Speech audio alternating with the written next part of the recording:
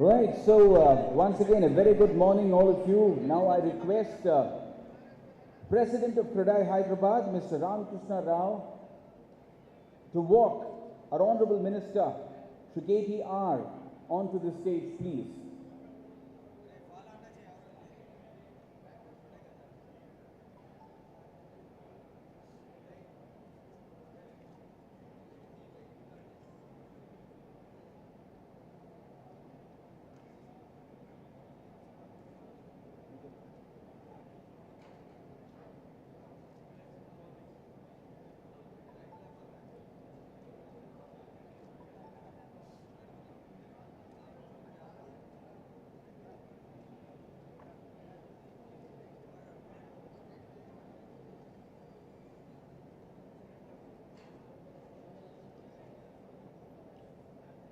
Joining us. Next, I would request Hyderabad General Secretary, Mr. V. Rajshekar Reddy, to walk along Mr. Bhaskar Rao onto the stage, please.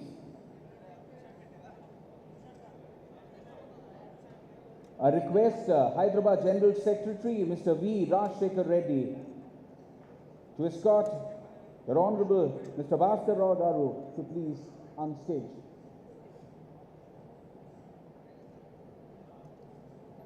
Thank you so much. Next, I request Mr. Bhaskar, all our beloved leaders present here. Thank you. Next, I would like to invite CREDAI Telangana Chairman, Mr. Ramchandra Reddy, to please come up on stage. Please put your hands together as I invite the leadership on stage. Next, I would like to invite CREDAI Telangana President, Mr. Murali Krishna Reddy, to please join us. Next, we have CREDAI Hyderabad Vice President, Mr. G. Anand Reddy. Lovely having you here. Would like to invite on stage CREDAI Hyderabad Vice President, Mr. K. Rajeshwar Rao, to please join us on stage. A round of applause, please. Would love to invite on stage CREDAI Hyderabad Vice President, Mr. N. Jaydeep Reddy, to join us. CREDAI Hyderabad Vice President, Mr. B. Jagannath Rao, request you to please join us on stage. CREDAI Hyderabad Treasurer, Mr. Aditya Gaura. Lovely having you here, sir. And CREDAI Hyderabad Joint Secretary, Mr. K. Ram Babu. CREDAI Hyderabad Joint Secretary, Mr. Shivraj Thakur, request you to please join us on stage. And CREDAI Hyderabad Property Show Convener, Mr. G. Nitish Reddy.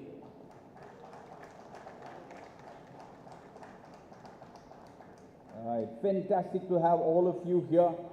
And the best way to start and inaugurate the CREDAI Hyderabad Property Show has to be with the national anthem. So I request everybody on stage and off to please rise, button your jacket for the national anthem.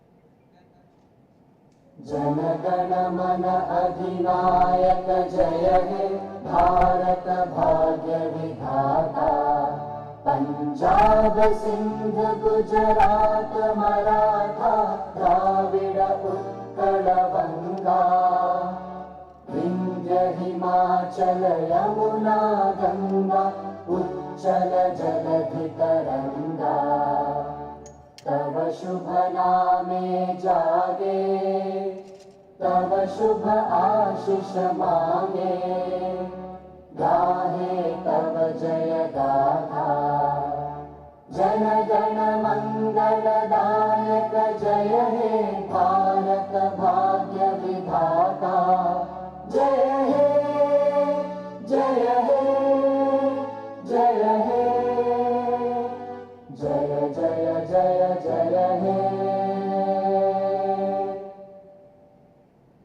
Thank you so much. Thank you so much. Now, I request our guest of honor to please move towards the lamp, because we know the first step towards the success is invoking all the gods that we pray for, right?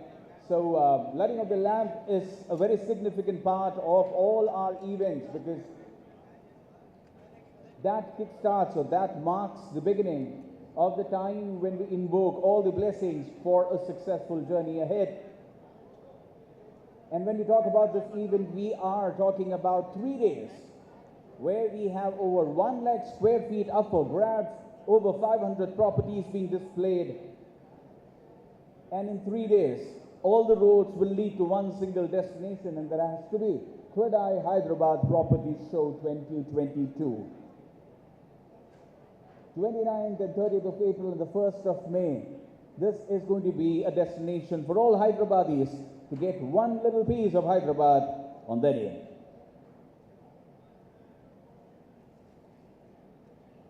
Immediately after this, I would strongly recommend all of you to take a walk through all the stalls. The options are amazing. It's very rare to come across somebody who walks in today and walks out without investing into Hyderabad. All right, fantastic having all of you here.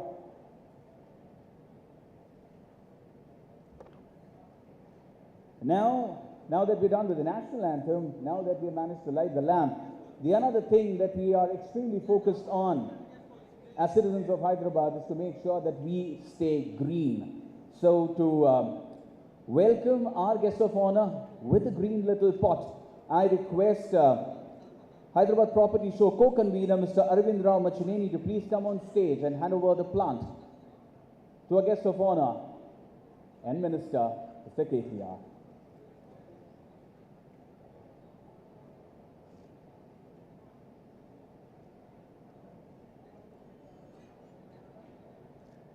One of the best of photo frames is when you have a little plant with a flower in the middle. Thank you so much. Next, I would like to request CREDAI Youth Wing Telangana Coordinator Sankeet Reddy to please come on stage and hand over the planters to our guest of honor. Right. Thank you so much. Lovely having you, R.K. Pudi Gandhi Garu. Right. It's an absolute honor to have you here.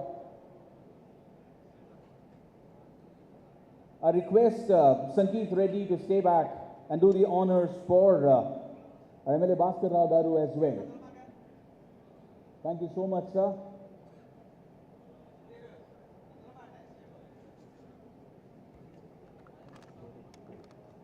So I request Mr. Rohit of Youth Wing to please come up on stage and do the honors to Mr. Lakshma Reddy. Thank you so much, sir. And trust me, nothing boosts the energies more than the presence of leaders supporting this kind of an initiative. Thank you so much. Fantastic having you here, sir.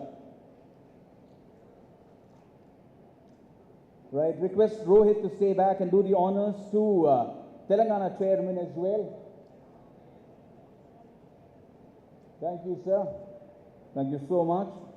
Next, I would like to invite on stage South Zone Coordinator, Mr. Joydeep, to please join us on stage and honor President of CREDAI Telangana. Okay. Right, so I request Vamshi, Mr. Vamshi of CREDAI Youth Wing to please come and do the honors. Hand over the plant to CREDAI Telangana President. Thank you so much. Without the support of all our tall leaders, none of this would have been possible. Now I would like to invite on stage the General Secretary, CREDAI Hyderabad, Mr. V. Rajashekar Reddy, to please come to the podium and deliver the opening address.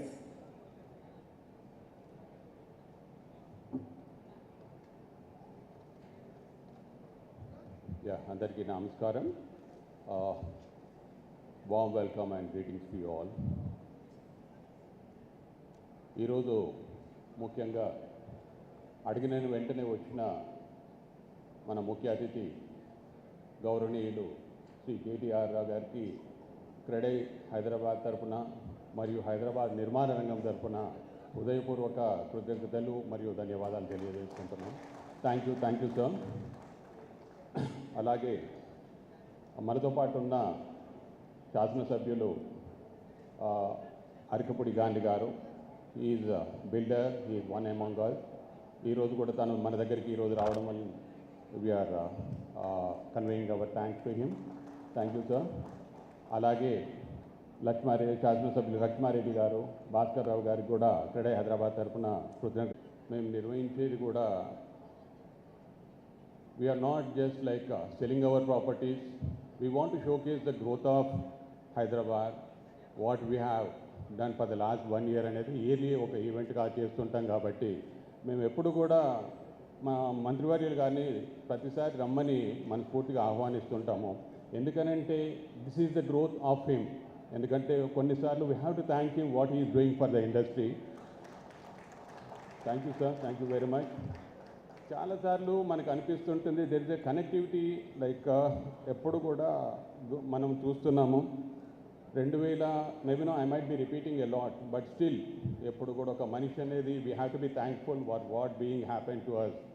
అంటే ఒక నిర్మాణ రంగమైనా కూడా we're the contributors for the society. We're like no second largest employment generators. ఇక్కడ like when these kind of things are happening, when the government is supporting to do the best and come out of the best Hyderabad happening Hyderabad అని నిర్మాణ రంగానికి ఆరోగ్యంగా చేయూత ఇచ్చినప్పుడు we have to be very thankful and it has to come out from our hearts all the time. దీనికి మనందరికీ తెలిసిందే 2014లో మన ముఖ్యమంత్రి గారు ఫస్ట్ టైం వచ్చినప్పుడు కూడా ఇది అగైన్ రిపీటింగ్ అనేది కాదు. ఐ వాజ్ గోయింగ్ అక్రాస్ పాత రోజులలో ఏంటి అనేది ఒక పేపర్ కటింగ్ చూస్తున్నాను. దాంట్లో he statement made single window అనేది నిర్మాణ రంగానికి ఏ రోజైనా నేను చేయాలని అన్నారు. That he make it reality now. Thank you sir, thank you for making it happen. So ఒక విజన్ అనేది ఉన్నప్పుడే మనం ఈరోజు ఈ 7 సంవత్సరాలలో ఇంత గ్రోత్లో ఉన్నాము. సో ఈ గ్రోత్ని కూడా మనం ఈ మధ్యలో చూస్తున్నాము. మీడియా ప్రతినిధులందరికీ కూడా this we have to address. మంచి వచ్చేటో తెలియదు కానీ openly we want to discuss. నిర్మాణ రంగం అనేది ఒక ఇంతకుముందు చెప్పినట్టు కూడా ఎంప్లాయ్మెంట్ జనరేటర్ అనమాట. మన స్టేట్ గ్రోత్ కూడా ఒక రిఫ్లెక్షన్ అనేది ఉంటుంది. మనం పెంచిన చెట్టునే మనం నరుకోవడం అనేది ఎప్పుడు కూడా చేయకూడదు. మీడియాలో చూస్తున్నాము నిర్మాణ రంగం కుప్పకూలింది, ఇంకా ఏం లేదనేది. But we have in reality we want to bring some facts. మనకి లేమ్యాన్గా కూడా మేము even though in the industry ఒక కామన్ మ్యాన్గా కూడా ఆలోచించడం జరుగుతుంది. ఎప్పుడు కూడా వచ్చే 10 సంవత్సరాలకు సరిపడా ఒక గ్రోత్ స్పర్ని మన గవర్నమెంట్ క్రియేట్ చేయడం జరిగింది. That is there in reality. So ఇటువంటప్పుడు మనం ఒక నీరు పోస్తే చాలు, కొత్తగా చెట్టు పెట్టకపోయినా పర్లేదు, ఆ చెట్టు ఎదగడానికి నీళ్ళు పోస్తే చాలు అన్నట్టు ఉంటుంది. Why we have to keep on saying we are part of the society. ఈరోజు మనం హైదరాబాద్ లోపల మన స్టేట్లో మనం ఉన్నప్పుడు నిర్మాణ రంగం కుప్పగోలింది, నాశనమైంది అని చెప్పుకోవడం లోపల అర్థం లేదు. But we can give the figures. ఒక మిత్రులందరికీ కూడా మీడియా ముఖంగా కూడా ఈరోజు చెప్పాలనుకుంటున్నాను. రెరా రికార్డ్స్ ప్రకారం 2018 నుంచి 2021 ఎండింగ్ వరకు అనుకోండి, వీ హ్యావ్ అక్రాస్ ఒక 2 లక్షల ఫ్లాట్స్ ఉన్నాయి మా దగ్గర. సో ఈ ఫ్లాట్స్ అనేది రెరాలో రిజిస్టర్ అయినప్పుడు ఈ రోజే అమ్మకం జరగదు. It will be spread across 5 years అనమాట. ఒక 2000 కట్టే అపార్ట్మెంట్ కట్టే ఒక ప్రాజెక్టు ఒక 25% ఇనిషియల్ స్టేజ్లో అమ్ముతారు, ఒక 25% it keeps on stage by stage process ఉంటుందన్నమాట. ఇది it spread over for the next years. So మనం ఇక్కడ ఏమవుతుంది, 2 లక్షల ఫ్లాట్లని మనం నెక్స్ట్ 5 ఇయర్కి స్ప్రెడ్ చేసుకోవాల్సిన అవసరం ఉంటుంది. అప్పుడు మీరు తప్పుడు లెక్కలేసి ఈరోజు మార్కెట్లో ఇంత ఉంది కొనేవాళ్ళు ఏందనేది కాదు. మనం ఇంకొకటి కూడా పాత రోజులలో 25,000 నుంచి 30,000 వరకే మనం ఒక ఫ్లాట్స్ కానీ ఏదన్నా ప్రాజెక్టులు ఫ్లాట్స్ అమ్మడం జరిగేది. కానీ ఈరోజు ఉన్న డిమాండ్కి 50,000 పైచీలకు అమ్మడం జరుగుతుంది సంవత్సరానికి. సో ఇది ఎందుకు కారణం? దీనితో వ్యవసాయంలో విప్లవం వచ్చింది, ఇండస్ట్రియల్ పాలసీలలో విప్లవం వచ్చింది.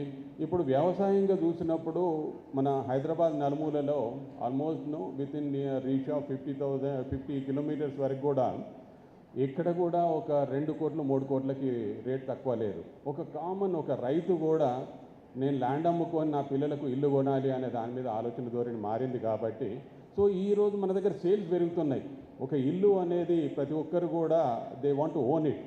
బట్ అటువంటిప్పుడు we're contributing for the like maybe everyone like ఒక ఇల్లు అనేది అందరికీ షెల్టర్ హ్యావింగ్ ప్రతి మనిషికి అంటే ఇట్స్ లైక్ ఇల్లు కావాలనే కోరిక లేని మనిషి ఉంటాడనేది కాదు. So that is the theme, home for every one అనేది మేము థీమ్ పెట్టుకున్నాము. This from క్రెడా Hyderabad we want to take it forward for the next 1 year. దీనికోసం గవర్నమెంట్ వైపు నుంచి కూడా సరైన దిశలో మాకు మార్గనిర్దేశకత్వం కావాలా సార్. ఇప్పుడు చాలా వరకు ఏమవుతుందని అంటే గడిచిన 3 సంవత్సరాలుగా the potential of Hyderabad is reflecting, little bit of greediness is there also in our builders and all that. We are focusing on some core areas, ఒకటి రెండు ఏరియాలలో స్టిల్ అంటే తప్పు కూడా పట్టలేము. When there is a business we can concentrate on that అనే దాని మీద ఉంటుంది. కానీ ఇక్కడ when we want to concentrate on like others areas we need the infrastructure well develop. అటువంటి దగ్గర వచ్చినప్పుడు అక్కడ ధైర్యం చేయాలంటే లేదు. ఇప్పుడు ఉప్పల్ ఉంది, మనము ఈ నార్మల్గా గ్రిడ్ పాలసీ కింద అని అనుకున్నాము, లుకిస్ పాలసీ అని అనుకున్నాము. People are not so much interested. కొద్ది గొప్ప వెనుక ముందు ఎందుకు అవుతున్నారంటే there is a less of social infrastructure. So ఆ రకంగా ఏదైనా చేయడానికి ఇంకొకటి కూడా మనం కోకాపేట ఒకటే బాగా అభివృద్ధి సాధించింది అని అనుకుంటున్నాం. కానీ there is the Bachupally Miyapur area ఎంత పొటెన్షియల్గా అంటే maybe the kind of residential projects are coming up. ఎంత క్రౌడ్ అవుతుందని అంటే ఆ పర్టికులర్ ప్లేస్లలో సార్ ఇప్పుడు మనకి సోషల్ ఇన్ఫ్రాస్ట్రక్చర్ ఉంది. Then you can think about having some kind of IT spaces, offices కూడా అక్కడ కానీ చేస్తే ఈ ట్రాన్సిట్ టైం అనేది కూడా ఒక రకంగా మనకి only focusing on the western part అనేది కాకుండా మీరు తీసుకున్న ఒక మంచి నిర్ణయం మేడ్చల్ లోపల ఐటీ పార్క్ ఒకటి అనౌన్స్ చేయడం. దాంతోపాటుగా కూడా if you can make it happen Bajpai Miyapur ఏరియాలలో కూడా ఇట్ హెల్ప్స్ ఎ లాట్. ఎందుకంటే అక్కడ ఉండే వాళ్ళు కూడా మేజర్గా ఐటీ ఎంప్లాయీస్ అక్కడ కాన్సన్ట్రేట్ చేయడం జరుగుతుంది. ఇది ఒకటి మీ వైపు నుంచి మాకు కావాలి. దాంతోపాటుగా మేజర్గా హౌసింగ్ అనేది అందరికీ చేరాలని అంటే ఏం చేయాలనేది మాకు ఆలోచనలు ఉన్నాయి. మేము lot of thought process going on. ఎప్పుడు కూడా ఆలోచిస్తుంటాం నిర్మాణ రంగానికి ఏం చేస్తే బాగుంటుంది. దాంతోడు ఒక అనొద్దుగని పర్సనలీ వి ఫీల్ ఒక మంచి చేసి మనిషి అందుబాటులో ఉన్నప్పుడు వాళ్ళ సహాయంతో maybe they are passionate, the leadership is passionate to do something good for the society. ఇటువంటి పరిస్థితులలో హౌ వీ కెన్ కాంట్రిబ్యూట్ ఎలా అనేది ఆ మధ్యలో ఒక మీటింగ్ పెట్టేసి మన మంత్రి గారు మన క్రెడై హైదరాబాద్ ప్రజలను పిలిచారు. హౌసింగ్ డెవలప్మెంట్ చేయడానికి ఎలాంటి పాలసీ తీసుకొస్తే బాగుంటుంది అనేది. Maybe we have we delayed some way ఒక డెస్టినేషన్ హోమ్స్ అనేది. ఎందుకనంటే there is like housing can be in a different scopes. So destination homes, tourism homes అనే దాని మీద వర్కౌట్ చేయమని చెప్పున్నారు.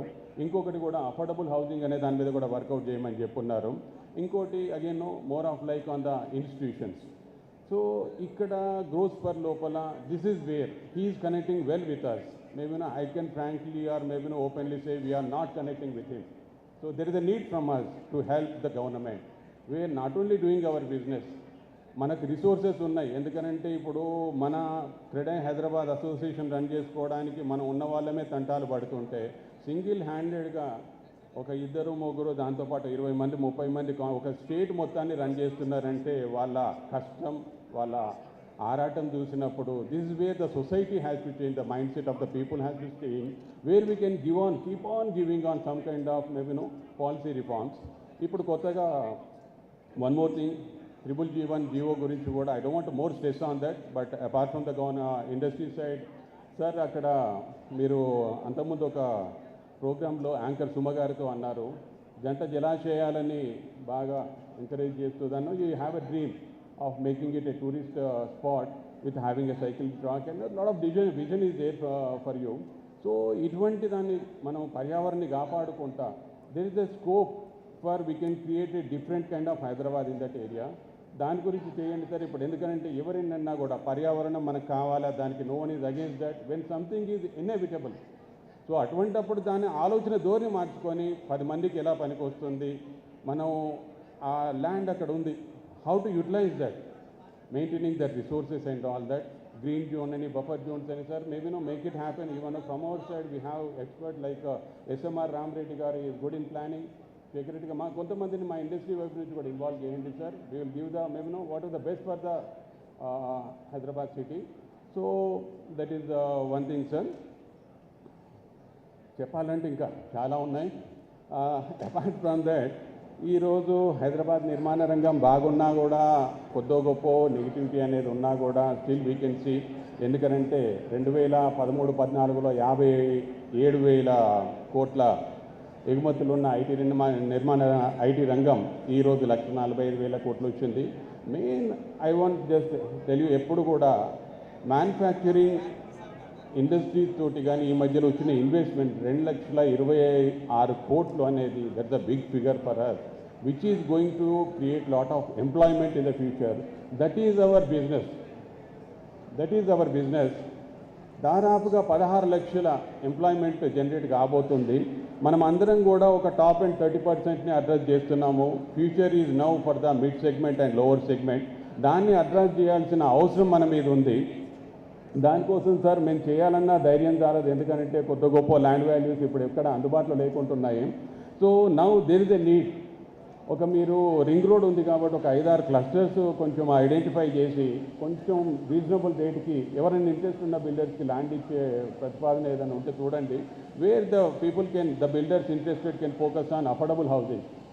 ఇప్పుడు మనకి చందన్వేలి ఏరియా ఉంది, అక్కడ వచ్చేసి lot of companies are coming up. But that need for the ఒక 50-60 లక్షల రేంజ్లో ఉండే ఇల్లు మాత్రమే కావాలా. అక్కడ మన ₹1 కోటి 2 కోట్ల అన్నా కూడా కట్టే వాళ్ళు ఎవరు లేరు. సో అటువంటిప్పుడు అక్కడ కట్టి ధైర్యం చేయాలంటే బిల్డర్లు కొంత ఇబ్బందులు ఉన్నాయి. అందరికీ కూడా డబ్బు ఉంటనేది కాదు. ఇట్ ఇస్ లైక్ ఒక ఉద్యోగం. అది ఉన్నదాంతో ₹10 మిగిలించుకోవాలి 10 మందికి. ఇక్కడ there is still passion to deliver something back to the society. So అటువంటిప్పుడు ఈ యాంగిల్ లోపల కూడా కొంచెం ఆలోచించండి సార్. దాంతోపాటుగా ఈ మధ్యలో ఇబ్బందులు అనేది కాదు, ముఖ్యమంత్రి గారు మీరు కూడా నిర్మాణ రంగానికి చేసే దాంట్లో ఏ రకంగా కూడా మేము వీఆర్ ఆల్వేస్ థ్యాంక్ఫుల్. బట్ ఇక్కడ ఒకటి సార్, ధరణి లోపల ఇంకా కొన్ని ఇష్యూస్ ఉన్నాయి. ముఖ్యమంత్రి గారి దృష్టికి తీసుకెళ్ళండి. మీరు కూడా కొంచెం దాంట్లో ఇన్వాల్వ్ అయ్యారు సార్. ఇప్పటికీ దాన్ని సొల్యూషన్ లేకుంటుంటే ఒక చిన్న ఎగ్జాంపుల్ చెప్తాను. ఒక ప్రాజెక్ట్ కంప్లీట్ అయిపోయి ఒక 3 years అయిపోయింది. ఓసీకి అప్లై చేయాలంటే నాలా కన్వర్షన్ కావాలా, దానికి ఆ మాడ్యూల్ జనరేట్ అయితే లేదు. ఇప్పుడు ఒక 1.5 year బ్యాక్ 75 lakhs కట్టాల్సిన పరిస్థితులు ఇప్పుడు 3 కోట్లకు పెరిగింది. అయినా కూడా రెడీ ఉన్నా కూడా there is no solution for that kind of things. అందుకోసం Dharani is the revolution which is going to help entire for the long run. But ఈ టైం లోపల ఉన్న ఇష్యూస్ మాత్రం అడ్రస్ చేయాల్సిన పరిస్థితి ఉంది మనకి. అదే కాకుండా మేజర్గా ఇంకా ఈ మధ్యలో ఐ డోంట్ నో, అడగడంలో తప్పు లేదని అనిపిస్తుంది. కొద్దో గొప్ప ఈ మధ్యలో రేట్లు పెరిగి ఉన్నాయి సార్. మాకు మెటీరియల్ రేట్లు, ఉక్రెయిన్ యుద్ధం అనేది ఒక చిన్న సాకుతోటి మీ అందరికీ తెలిసిందే. దాదాపుగా మనకి పాండమిక్ తర్వాత ఒక 25% లేబర్ కాంపొనెంట్ పెరిగింది రేట్స్ దగ్గర. వాళ్ళంటే తప్పదు, వాళ్ళ కష్టానికి తగ్గట్టుగానే అనుకున్నాం. కానీ ఈ మధ్యలో రేట్స్ అబ్నార్మల్గా డీజిల్ ప్రైస్ పెరిగిందనే దాని మీద సాకుతోటి ఒక 30%, ఒక కొన్ని మెటీరియల్ అయితే 45 యావరేజ్గా ఒక 10 ఐటమ్ 20 ఐటమ్లు మేము మేజర్గా రిక్వైర్మెంట్ చూసినప్పుడు 45% యావరేజ్గా మెటీరియల్ కాస్టింగ్ పెరిగింది. దాని మీద that impact we have to transfer to the customer అవుతుంది. బట్ అటువంటిప్పుడు అమ్మిన ఫ్లాట్ల మీద మేము యాడ్ ఆన్ చేయలేము, కొత్త దాని మీద కూడా పెంచి అమ్మేంత ధైర్యం లేదు. సో ఇటువంటిప్పుడు ఒకవేళ వీలవుతాయి కస్టమర్ కూడా ఎప్పుడు కూడా ఒక ₹1,00,000 కూడా మిగులుతుందేమో అని ఆశతోటి ఉంటాడు సార్. దానికి ఒకవేళ వీలైతే ఒక చిన్న షార్ట్ టైం మీరు పాండమిక్ ఫస్ట్ వేవ్ అప్పుడు కూడా సెకండ్ వేవ్ అప్పుడు కూడా ఒక వరాలు లెక్కనే ఇస్తున్నారు. That help the industry a lot. ఈరోజు ఇట్లా ఉన్నామనంటే మీరే కారణం. We have to be thankful for that. ఇప్పుడు వీలైతే ఒక 3 monthsకి రిజిస్ట్రేషన్ ఛార్జెస్లో ఏదైనా వెసులుబాటు కలిగిస్తే that may decrease the revenue for the government, but it will increase the turnover where the money will be there in our hands. So అప్పుడు కూడా ఏదైనా కొంచెం ధైర్యంగా ఇంకొంచెం ముందుకు పోవడానికి చాలా అవకాశం ఉంటుంది సార్. దాంతోపాటుగా అఫోర్డబుల్ హౌసింగ్ కూడా రిజిస్ట్రేషన్ ఛార్జెస్లో కొంత బెనిఫిట్ ఇవ్వడానికి ప్రయత్నం చేయండి. Where more people will come forward and the buyers also will be happy with that. So that is one thing sir. And ఇంకా ఒకటి గవర్నమెంట్కి కూడా లాంగ్ టర్మ్కి పనికొచ్చే విధంగా ఉంటే ఉమెన్స్కి ఒక 1% or 2% what ever you feel like వాళ్ళకి రిజిస్ట్రేషన్ వాళ్ళ పేరు మీద కానీ చేసేటట్టు ఉంటే ఒక రిజిస్ట్రేషన్ ఛార్జీలో బెనిఫిట్ ఇవ్వడానికి, రిలాక్సేషన్ ఇవ్వడానికి చూడండి. This helps a lot for the industry. ఇంకా చాలా ఉన్నాయి మా వైపు నుంచి కంటే ఈరోజు ఈ వేదిక మీ నుంచి వినడానికి ఏముంది. You are the person who will be making lot of reforms. ఎందుకంటే ఇప్పుడు నిన్న యూ అనౌన్స్ మన గూగుల్ వాళ్ళు వచ్చేసి 3.3 million, embassy is coming back with 1.4 crore of office space. ఇవన్నీ కూడా ఏ ఇన్వెస్టర్ కూడా విజన్ లేకుండా రాడు, మీ మీద నమ్మకం లేకుండా రాడు, మన గవర్నమెంట్ మీద నమ్మకం లేకుండా కాదు. ఆ నమ్మకాన్ని కాపాడుకుంటూ నిర్మాణ రంగం కూడా చాలా ముందుకు వెళ్ళడానికి మేము ఉన్నాము. మీకు మా తోడ్పాటు మేము అందరు ఉన్నారు, అన్ని అసోసియేషన్స్ ఉన్నాయి sir. We're all there. So మీరు చేసే పాలసీలలో, మీరు చేసే రిఫార్మ్స్లలో we're always there with you. What the best is there guider, we'll take it, try to take it forward. Thank you very much, sir. Thank you very much.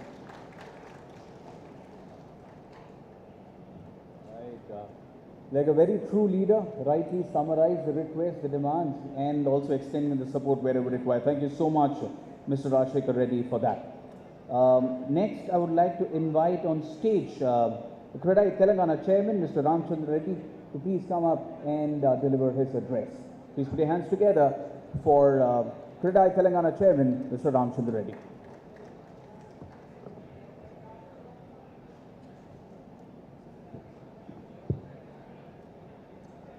వేదిక పైన ఆశీనులైన honourable minister Shri KT Rama Rao గారికి, అలాగే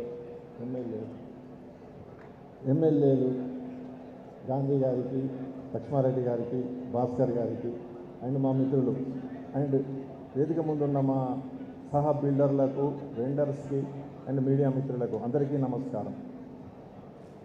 రాజశేఖర్ ఇప్పుడు చాలా క్లియర్గా చెప్పిండు. First of all I congratulate CREDAI Hyderabad and organizers of the property show. ఎందుకంటే చాలా బాగా వచ్చింది. లాస్ట్ టైము నేను అంటే బాగుందని చెప్పినాను, ఇది ఇంకా చాలా చాలా బాగుంది. దిస్ ద రైట్ అంటే platform for the home buyers. And ఎందుకు అంటే ఆల్మోస్ట్ సిటీలో ఉన్న 65-70% ప్రాపర్టీస్ ఇక్కడ డిస్ప్లే అయినాయి. కాబట్టి మీరు వచ్చి చూడొచ్చు. ఇంతకుముందు రాజశేఖర్ చెప్పినట్టు యాక్చువల్గా ఏదో అంటే 1 lakh యూనిట్స్ ఉన్నాయి, అంటే కంప్లీటెడ్ యూనిట్స్ ఖాళీ ఉన్నాయని చెప్పడం జరుగుతుంది. బట్ యాక్చువల్గా ఏంటంటే ఖాళీగా అనే మాట కంప్లీట్ అయినాక వస్తుంది. రాజశేఖర్ క్లియర్గా చెప్పిండు, ఇప్పుడు రెరాల రిజిస్ట్రేషన్ అయిన ప్రాజెక్ట్స్ను కన్సిడర్ చేయకూడదు. ఇంతకుముందుకు ఇప్పటికీ డిఫరెన్స్ ఒకటి ఏముంది సార్ అంటే పర్మిషన్స్లల్లో ఎస్పెషల్గా మీకు ఇంతకుముందు ఏదైనా పెద్ద ప్రాజెక్ట్ ఒక 20 acres ప్రాజెక్ట్ తీసుకున్నప్పుడు మనము 100% మొత్తం ల్యాండ్ చూపెట్టేసి బ్లాక్ వైజ్ పర్మిషన్ తీసుకునేది. మీరు ఇచ్చిన ఫెసిలిటీస్, ఇప్పుడు ఈ గవర్నమెంట్ ఇచ్చిన ఫెసిలిటీస్తోని 100% installments, impact fees and building permit fee ఉన్నది. కాబట్టి ఈ 20 acres 25 acres ఉన్నా కానీ ఒకటేసారి పర్మిషన్ తీసుకొని మేము అంటే హైదరాబాద్ రిజిస్ట్రేషన్ చేస్తున్నాం. కాబట్టి మీకు కొంత క్వాంటమ్ ఎక్కువ కనపడవచ్చు. ఎందుకు అంటే ఎవరికైతే డౌట్ ఉందో వాళ్ళందరూ ఇప్పుడు ఈ మన ప్రాపర్టీ షో విజిట్ చేసేసి మీరు చూసినప్పుడు డెఫినెట్గా వాట్ ఈస్ ద ఇన్వెంటరీ అనేది మీరు ఐడెంటిఫై చేయొచ్చు. అండ్ నేను ఇంకోటి చెప్పేది ఏంటంటే ఇప్పుడు మన కేటీ రామారావు గారు అమెరికా పోయేసి చాలా ఫండ్స్ ఇన్వెంటరీ ఇన్వెస్ట్మెంట్ తీసుకొచ్చిండ్రు. అలాగే ఒకవేళ స్టాక్ ఎక్కువైతే మీరు కోరుకున్నట్టు 1 lakh 2 lakhs ఇన్వెంటరీ మేము హైదరాబాద్ డెవలపర్స్ హోల్డ్ చేయగలిగి కెపాసిటీ వచ్చి ఒకవేళ ఉన్నా కానీ సార్ను రిక్వెస్ట్ మేము చేయబోయే రిక్వెస్ట్ ఏంటంటే ఒక 4-5 కంట్రీలు తిరిగి ఇన్వెస్ట్మెంట్ తీసుకొచ్చి అండ్ ఒక 40-50 కంపెనీలు తీసుకొస్తే 1 lakh ఏంటి 2 lakh యూనిట్స్ కూడా వితిన్ 1 year అమ్ముడుపోతాయి. కాబట్టి మీ మీద మాకు అపార నమ్మకం ఉన్నది. కాబట్టి మేము ఇట్లాగే కడుతూ పోతుంటాం ముందు డెఫినెట్గా this is the right time. ఇంకోటి ఏంటంటే ఇప్పుడు కన్స్ట్రక్షన్ కాస్ట్ కూడా, ఎందుకంటే స్టీలే ఆల్మోస్ట్ 40-45 వేలు పర్ టన్ పెరిగింది. అది 4-5 kgs మనకు అంటే అవసరం పడుతుంది ఒక కన్స్ట్రక్షన్ చేయాలంటే. అదే ఆల్మోస్ట్ 200 రూపాయలు ఒకవేళ ఓన్ ల్యాండ్ అయితే. లేదు డెవలప్మెంట్ తీసుకుంటే ఆల్మోస్ట్ 500 రూపాయలు 400 అంటే 400 రూపాయలు 350 నుంచి 400 ఎక్స్ట్రా అవుతుంది. కాబట్టి డెఫినెట్గా ఏంటంటే మిగతా మెటీరియల్ కూడా 30-35% పెరిగినాయి. కాబట్టి ఆల్మోస్ట్ ఓన్ ల్యాండ్ అయితే 400 నుంచి 500 రూపాయలు, డెవలప్మెంట్ ల్యాండ్ అయితే 700 రూపాయలు కన్స్ట్రక్షన్ కాస్టే పెరిగింది. కాబట్టి ఇంకా రేట్స్ పెరిగే ఛాన్సెస్ ఉంటాయి. అండ్ ఎనీ ల్యాండ్ రేట్స్ పెరిగినాయి. కాబట్టి it is the right time. నేను హోమ్ బయర్స్ ఒకటే కోరుతున్నాను, మీరు విజిట్ చేయండి, ఈ ప్రాపర్టీ షోని సక్సెస్ చేయండి. Thank you very much.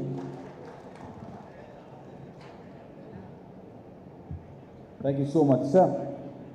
Next, I would like to invite on stage CREDAI Telangana President, Mr. Murali Krishna Reddy. Please put your hands together for CREDAI Telangana President, Mr. Murali Krishna Reddy.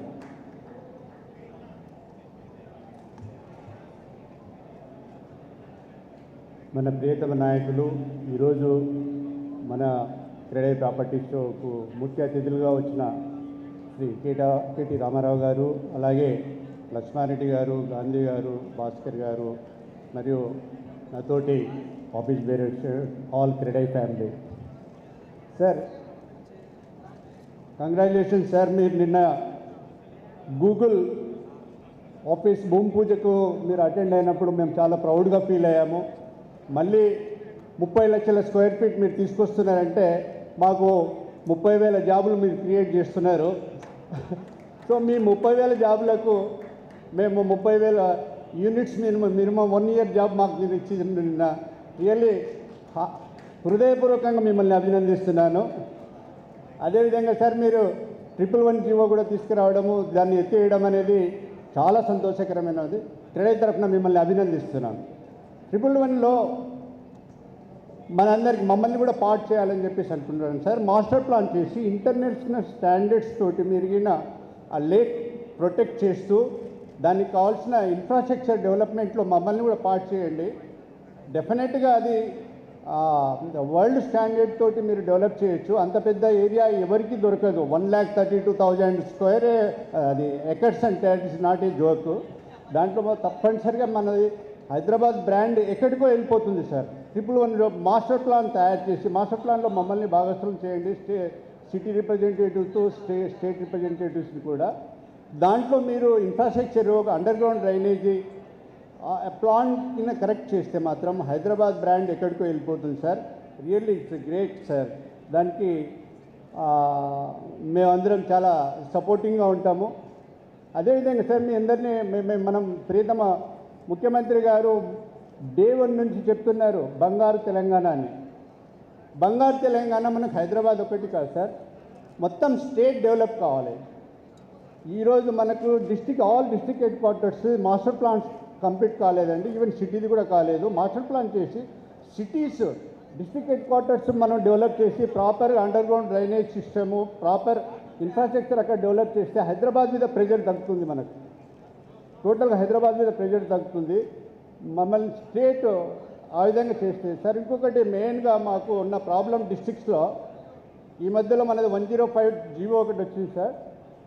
దాంట్లో మనం ఏదైనా డెవలప్మెంట్కి వెళ్ళాలంటే layout ఇచ్చేసుకోవాలనుకుంటే minimum approach road 60 feet road ఉన్నది.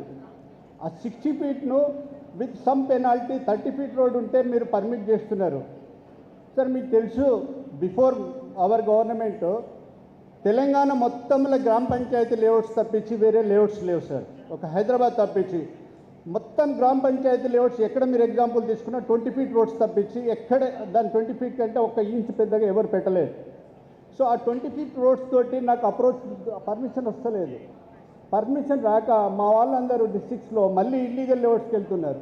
మీరు దయచేసి ఆ క్లాజ్ తీసేసి మా ఇచ్చే పర్మిషన్ లేఅవుట్లో మీరు ఏ కండిషన్ అయినా పెట్టండి, ఇది డెవలప్ చేస్తాం. కానీ మా తప్పు లేని ఆ 20 ఫీట్ రోడ్డుకు మాకు అప్రోచ్ రోడ్డు కనెక్ట్ చేయడంలో అదొక చాలా పెద్ద ఇబ్బంది ఉంది. ప్రతి డిస్ట్రిక్ట్ ఇప్పుడు మాకు 15 చాప్టర్స్ ఉన్నాయి క్రెడైకి స్టేట్లో. ఎక్కడికి వెళ్ళినా ఫస్ట్ ప్రాబ్లం ఇదే చెప్తున్నారు. దయచేసి మీరు ఇది కన్సిడర్ చేసి ఆ ఫీజు అనేది లేకుండా మాకు లేఅవుట్ పర్మిషన్ ఇచ్చేటట్టు చూడండి సార్. ఆ అప్రోచ్ రోడ్ క్లాజ్ ఒకటి తీయండి. 60 ఫీట్ మెయిన్ పెట్టిండు, దాన్ని 30 ఫీట్కి మార్చిండు విత్ సమ్ పెనాల్టీ. 30 ఫీట్లో కూడా మా వాళ్ళు కూర్చుంటలేరు, ఎందుకంటే అక్కడ 20 ఫీట్ అప్రోచ్ రోడ్ ఉంటుంది. సో ఇది మేజర్ ప్రాబ్లం వస్తుంది. స్టేట్ డెవలప్ అవుతుంది సార్. మళ్ళీ ఇల్లీగల్ లేఅవుట్స్ రాకుండా మీరు ఇది ఒక్కటి మీరు తగిన ఇది చేయండి సార్. అదేవిధంగా మీకు ఇక డిస్ట్రిక్ట్ స్టేట్ అంతా ఇది డెవలప్మెంట్ మీద మనం కంప్లీట్ చేసుకుంటే చాలా బాగుంటుంది. ఇక ఈ మధ్యలో వస్తున్న రూమర్స్ని ఎవరు పట్టించుకోవాల్సిన అవసరం లేదు. నిన్ననే మన మినిస్టర్ గారు భూమి పూజ చేసిన దాంట్లోనే 30,000 అంటే మనకు 1 ఇయర్ వర్క్. అది దాదాపు 25 crores స్క్వేర్ ఫీట్ ఈరోజు అండర్ కన్స్ట్రక్షన్లో కమర్షియల్ ప్రాపర్టీస్ మన హైదరాబాద్లో నడుస్తుంది. అంటే 25 crores for a period of 4 or 5 years తీసుకోండి. 25 crores మనము పర్ హెడ్ 100 స్క్వేర్ ఫీట్ పెట్టినా కానీ 25 lakhs జాబ్స్ మనకు రాబోతున్నాయి ఐటీలో. దానిలో 50% కాదు 25% తీసుకున్న 6.5-7 lakhs యూనిట్స్ మనం ప్రొవైడ్ చేయాలి. మనది maximum 35,000 to 40,000 month per annum మనం ఇవ్వగలుగుతున్నాం. అంటే దాదాపు 10 years జాబ్ మనకు ఇది ఉన్నది. ఇది 100% డిమాండ్ ఉన్నది. మనకు డిమాండ్ లేదని కాదు. కొన్ని పత్రికలు కొన్ని టీవీలు ఇలా సప్లై ఎక్కువ ఉన్నది, డిమాండ్ తక్కువ ఉన్నది. ఇది 100% రాంగ్. అది వాళ్ళ దగ్గరికి కూడా మేము చెప్పడం జరిగింది. ఇది రాంగ్, ఇది ఈ విధంగా తీసుకురాకండి. మనకు 100% హైదరాబాద్లో ఇంకొక 10 కాదు 15 years కూడా హౌసింగ్ మీద డిమాండ్ ఫుల్ ఉన్నది. దానికి మన మంత్రి గారి కృషి చాలా ఉన్నది. సో ఈ విషయంలో మనం అందరి తరఫున వారిని అభినందిస్తున్నాము. Thank you very much sir.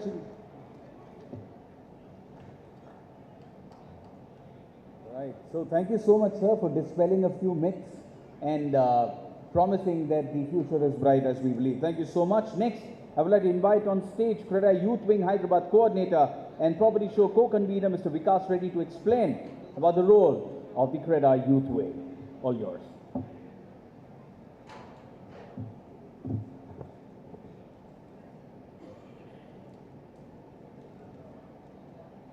Good morning, sir, and good morning to the rest of the dignitaries on stage. We're glad to see you here as part of our property show after a short break. You were not there. Firstly, thank you for all the efforts you're putting towards betterment of Telangana and bringing investment which has made a huge impact on the real estate sector. And also, I'd like to congratulate you on your recently successful tour to the United States. I don't think any government has been able to attract the investments that you have towards the state. The policies in our Sunshine State, as you call it, is a clear reflection of your untiring drive towards the betterment of a state under the leadership of KTR Garu. As you know, the CREDAI Youth Wing is a strong organization which has empowered the younger generation of developers in creating a better environment for the real estate industry. I'm delighted to present some of the activities which the Youth Wing has done today.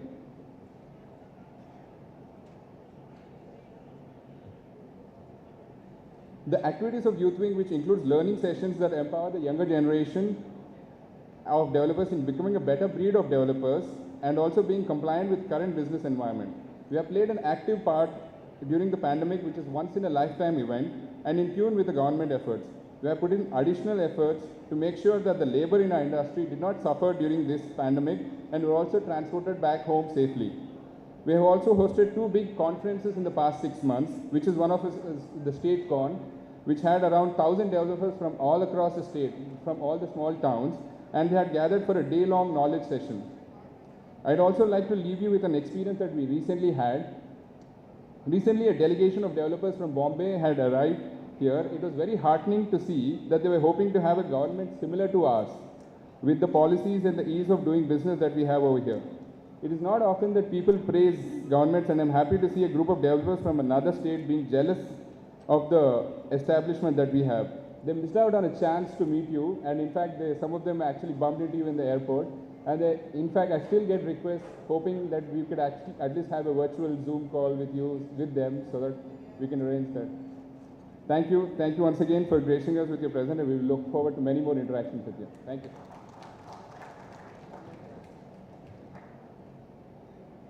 Right.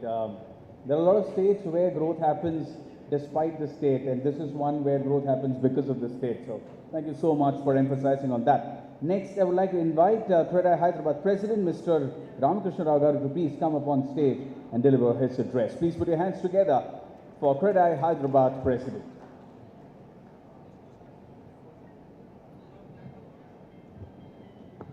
Honorable Minister KTR Garu and Lakshma Reddy Garu, Gandhi Garu, Askar Garu, legislators. Thank you so very much, sir, for gracing today's occasion, and all my colleagues on the dais, off the dais, and the fellow developers, and all the friends from the media, both electronic and print and otherwise. Thank you so much for attending this today's meeting.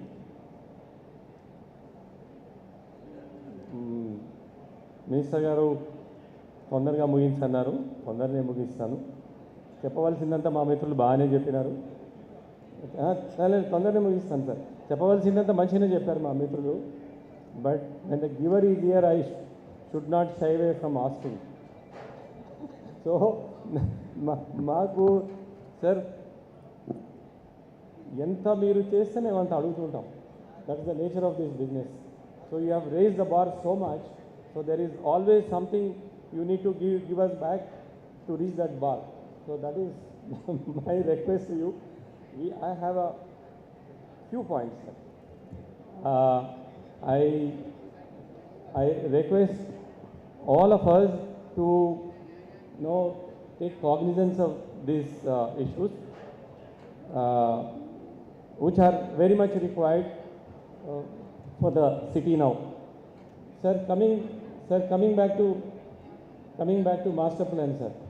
Master plan చేసినప్పుడు 2012-13లో అలో me to say that ఒక తప్పులు తడకలాగా చేసేశారు. ఫీల్డ్కి వెళ్ళి చూసుకోకుండా ఆఫీస్లోనే కూర్చొని చేశారు sir. According to their own admission 5,000 తప్పులు ఉన్నాయి అఫీషియల్గా. అది 2030 వరకే చేశారు. బట్ ఏమైందంటే గత 7 సంవత్సరాలలో ఆ 15-20 సంవత్సరాలకు చేసిన దాన్ని మనం 5 ఏళ్ళలోనే రీచ్ అయిపోయాం. We have reach the target. So the pace of growth is so tremendous in the last 7 years, we are not able to cope up with the available infrastructure. చేస్తున్నారు మీరు, దానికంటే ఫ్యూచర్ ఏమవుతుంది అనేది. So this is the need of the hour sir. మనము next 25-30 yearsకి given the pace of the development because of your great contribution, మీ విజన్తో ఈ 10 ఏళ్ళలో అయ్యే 10-12-15 ఏళ్ళలో అయిపోయింది, 5 ఏళ్ళలో అయిపోయింది. కాబట్టి ఇప్పుడు ఉన్న మాస్టర్ ప్లాన్ కూడా 5 మాస్టర్ ప్లాన్లు ఉన్నాయి. మీరు చాలా ట్రై చేశారు దాన్ని ఇంటిగ్రేట్ చేయాలని. So V two your asked us to involve us. Finally, the consultant also has come to the conclusion they all speak different languages. All the 5 master plans, they could not be integrated. So ఇప్పుడు ఒక fresh start చేయాలి sir, ఫ్రెష్గా start చేయాలి. It's a humongous task. మీరైతేనే చేయగలరు, మీరే చేయాలి. Master plans can be done people like you only who have that vision, that understanding. My earnest request is, keeping in view of the next 25-30 years for this city, we must quickly appoint some good agency, involve all the stakeholders. ఒక 1.5 year time ఇచ్చి దాన్ని complete చేయాలి sir. లేకపోతే మనం then we will getting back to what we used to experience because of these lacunas. This given మన triple 1 కూడా మనం open చేసాం సార్. 1 కూడా ఓపెన్ చేసాము. సో ఆ 1 కూడా దృష్టిలో పెట్టుకోవాలి. ఒక చిన్న రిక్వెస్ట్ ఏంటంటే, now that so much open land is open to us, let us build a one marquee town sir. ఒక 2,000 ఎకరాలు Jubilee is gone, it's past now. ఒక 2,000 ఎకరాలు ఇయర్ మార్క్ చేసి గవర్నమెంట్ ల్యాండ్, ఎనీ ల్యాండ్, ఒక Lutyens type, just to give an example. So that will become a world, what you call one marquee project where people can quote this like they are quoting our buildings in Hyderabad. So అది ఒకటి దృష్టిలో పెట్టుకోండి sir. అది it can happen. మీరు అనుకుంటే తప్పకుండా అవుతుంది. Exclusive development చేస్తే నెక్స్ట్ 50 years దాకా it will become a land mark in the entire country. So అదొకటి సార్. ఇంకొక విషయం sir, TS bypass. TS bypass has become such a great success. In fact, next month మీరే అనుకుంటాను, chief guest మీరే అన్నారు, architects are having national convention here. About 1,200 architects across the nation are convening here. They were very particular. They wanted to convene only in Hyderabad. So వాళ్ళు కూడా TS bypass present చేస్తున్నారు sir, for the benefit of all the delegates who are coming sir. దాంట్లో it's almost streamline, చిన్న hiccups ఉన్నాయి, స్వాభావికం, కొంచెం time పడుతుంది. ఒక రిక్వెస్ట్ ఏంటంటే సార్, ఇప్పుడు one thing we are not able to integrate is environmental clearance. ఎందుకంటే it's outside the purview of jurisdiction of state government. కానీ government of India has come out with an order, clarification sir. If you incorporate all those requirements of environmental regulations within the building plan, you don't require to take a separate permission from the EIC. Krishnareddy garu kuda ikkade unnaru, telisi undachchu variki. Somebody went to, it's come in 2018 sir. Somebody as usual మన దగ్గర వెళ్తుంటారు కదా కోర్టుకి, ఎవరో ఎన్జిటికి వెళ్ళి ఒక order తెచ్చారు, but supreme court has struck down. So now the field is open and it will become, we will become a pioneers again in the country, like in all the matters. So it will become a landmark and people will follow the suit sir. And కొత్త policy ఏదైతే environmental policy ఉందో దాంట్లో కూడా government of India ఇదే propose చేసింది sir. You need not go to environmental committee to take this permission. I request you to give a serious thought about this so that మన TS bypass is completely integrated.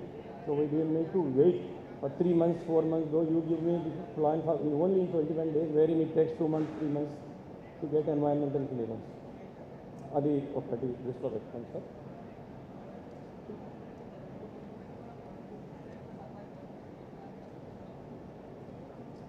ఇంకొకటి చాలా రోజులు అడుగుతున్నాం sir.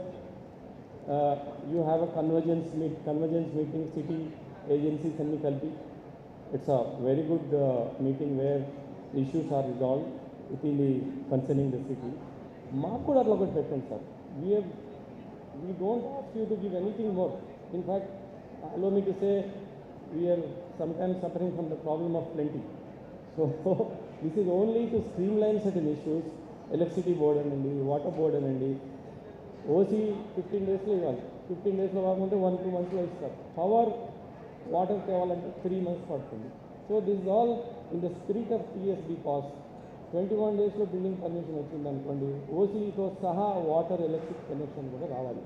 So, atla integrate cheste వాళ్ళను we should bring them into the gambit of TSB cost. They are out of it now. So, ఇది ఒకటి మీరు తీసుకొస్తున్నాను sir. I think it can happen. అంటే మన స్టేట్ గవర్నమెంట్ ఏజెన్సీస్ కాబట్టి it can happen.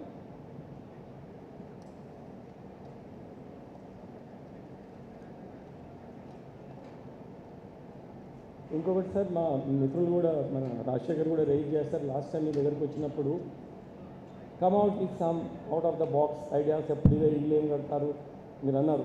It is a regular run of the mill kind of thing. మనం you have built great lakes under Kaleshwaram project. They are all such a miracles now with in a short period of time. Eco tourism మీరు ఆలోచించండి. Green ఛానల్లో permission ఇవ్వండి. People are who are around those lakes, who are owning lands or who are going to buy the lands, they will build nice ecotourism, sir. మన దగ్గర potentiality ఉంది. People have that vision, the builders have the vision. When we are going to other states to have these facilities, why not with us? మీ దృష్టిలో కూడా ఉంది. CM గారు కూడా మొన్న అన్నారు, మీరు మన మీటింగ్లో సింగపూర్ తీసుకెళ్ళినారు నన్ను. సింగపూర్లో ఏదో ఉంది చిన్న సిటీ, ఏదో సింహం బొమ్మల నుంచి నీళ్ళు వస్తాయి, అక్కడ వచ్చి ఫోటో తీసుకోమన్నారు అని చెప్పి. But we have so much with us, so then we should fully exploit that, sir. In fact, if not Kerala, at least in South India, after Kerala, A state అంటే మన స్టేట్కి రావాలి. ఇట్లా చేయొచ్చు సార్. అన్ని lakes create ఉన్నాయి, పాతవి కొత్తవి చాలా బ్రహ్మాండంగా ఉన్నాయి.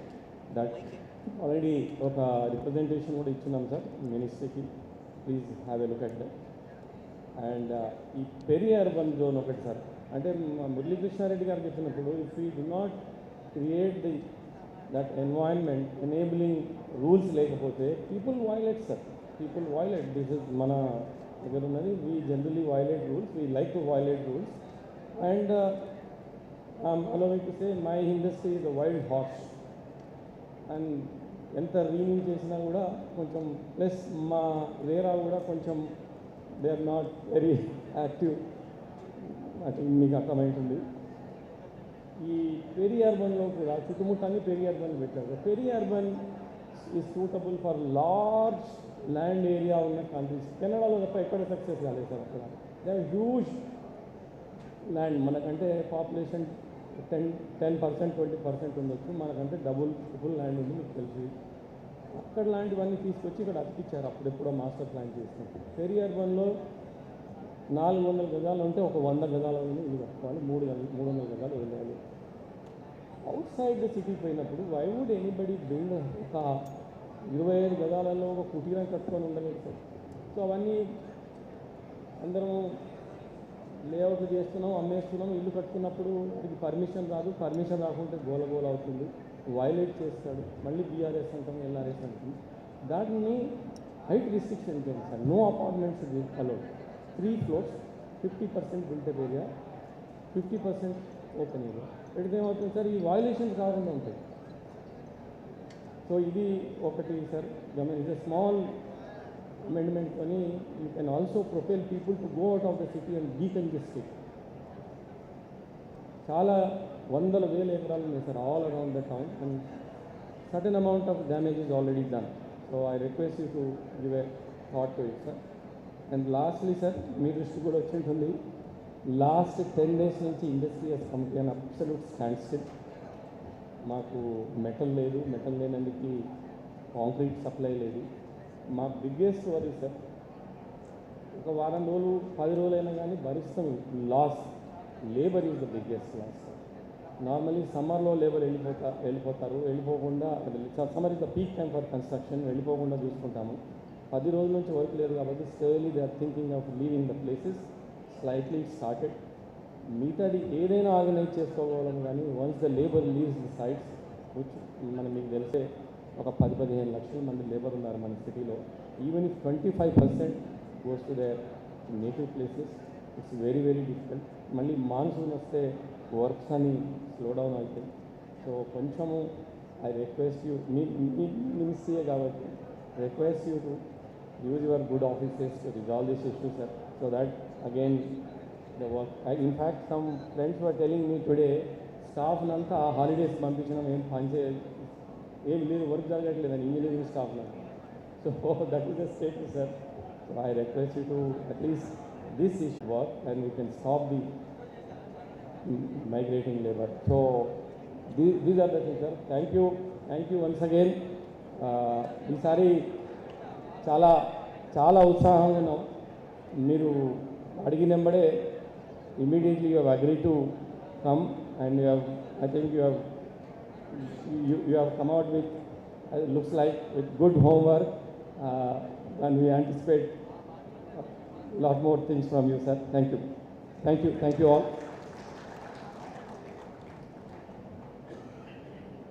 It was so nice to see in ways one visionary talking to another, very clearly charting out what things could be done to make sure we get to where we want to. Now, another thing we have very clearly realized, in a situation low, one thing that is the real strength is data, okay?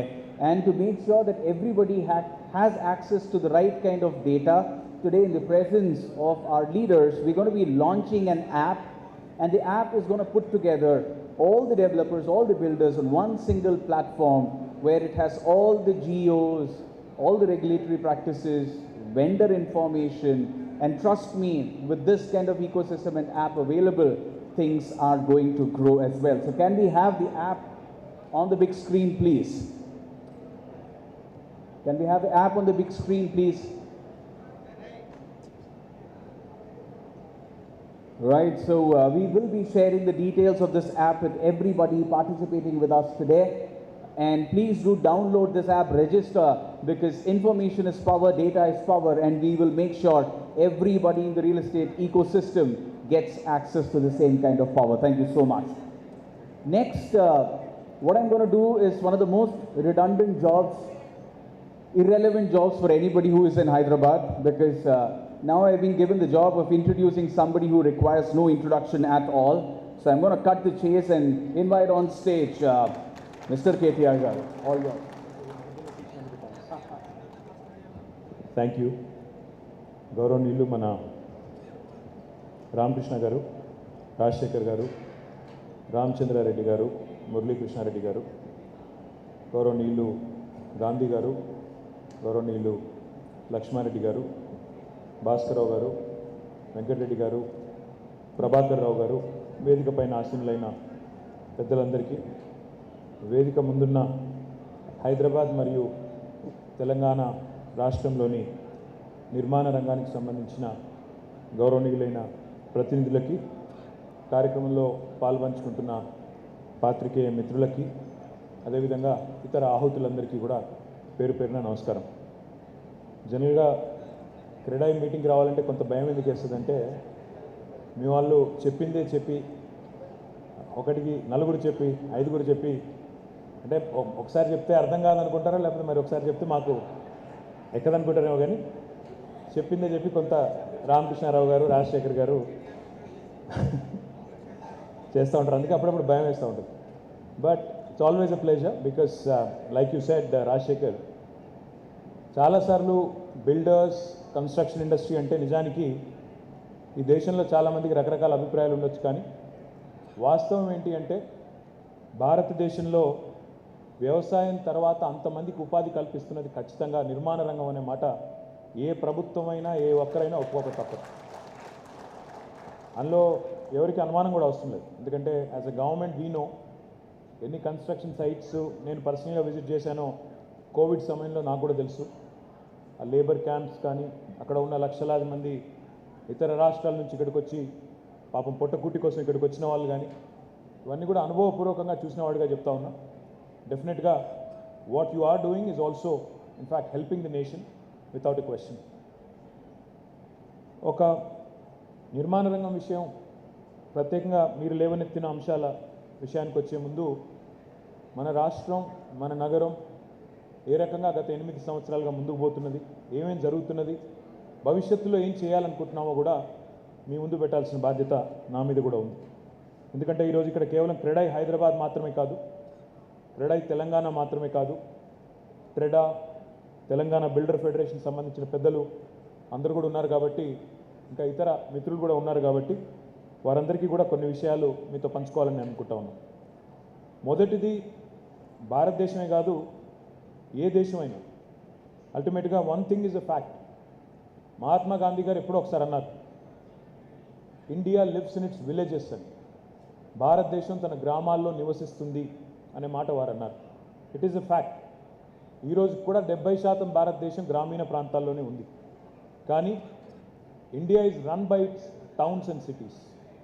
భారతదేశంలోని సింహభాగం జనాభా గ్రామీణ ప్రాంతాల్లో ఆవాసం ఉంటున్నప్పటికీ వాస్తవం ఏంటంటే ఈ దేశాన్ని నడుపుతున్న economic engine, ఈ దేశాన్ని నడుపుతున్న ఎకనామిక్ మైట్ అండ్ పవర్ ఎక్కడి నుంచి వస్తుంది అంటే ఖచ్చితంగా మన పట్టణాల్లో ఉన్న మన నగరాల్లో ఉన్న సంపద సృష్టించే రంగాల్లో, నిర్మాణ రంగం లాంటి రంగాల నుంచే ఈ సంపద అంతా కూడా వస్తూ ఉంది. అయితే ఇది ఒక ప్రభుత్వాలకు మాత్రం, రాష్ట్రాలకు మాత్రమే కాదు, దేశాలకు మాత్రమే కాదు, ప్రైవేట్ రంగంలో ఉండే కంపెనీలకు కూడా ఇదే వర్తిస్తుంది. ఒకసారి నేను మైక్రోసాఫ్ట్ CEO అండ్ ప్రస్తుత చైర్మన్ సత్య నాదెల్లా గారు హైదరాబాద్కి వచ్చినప్పుడు వారితో మాట్లాడుతుంటే చెప్పాను నేను, 45 to 50% of GSDP of Telangana actually comes from Hyderabad అని నేను వారితో అన్నాను. అంటే వారేమన్నారంటే మా పరిస్థితి కూడా దాదాపు సేమ్. మైక్రోసాఫ్ట్ 180-190 దేశాల్లో ఉంది, కానీ 80% of my revenue comes from 70 cities across the world.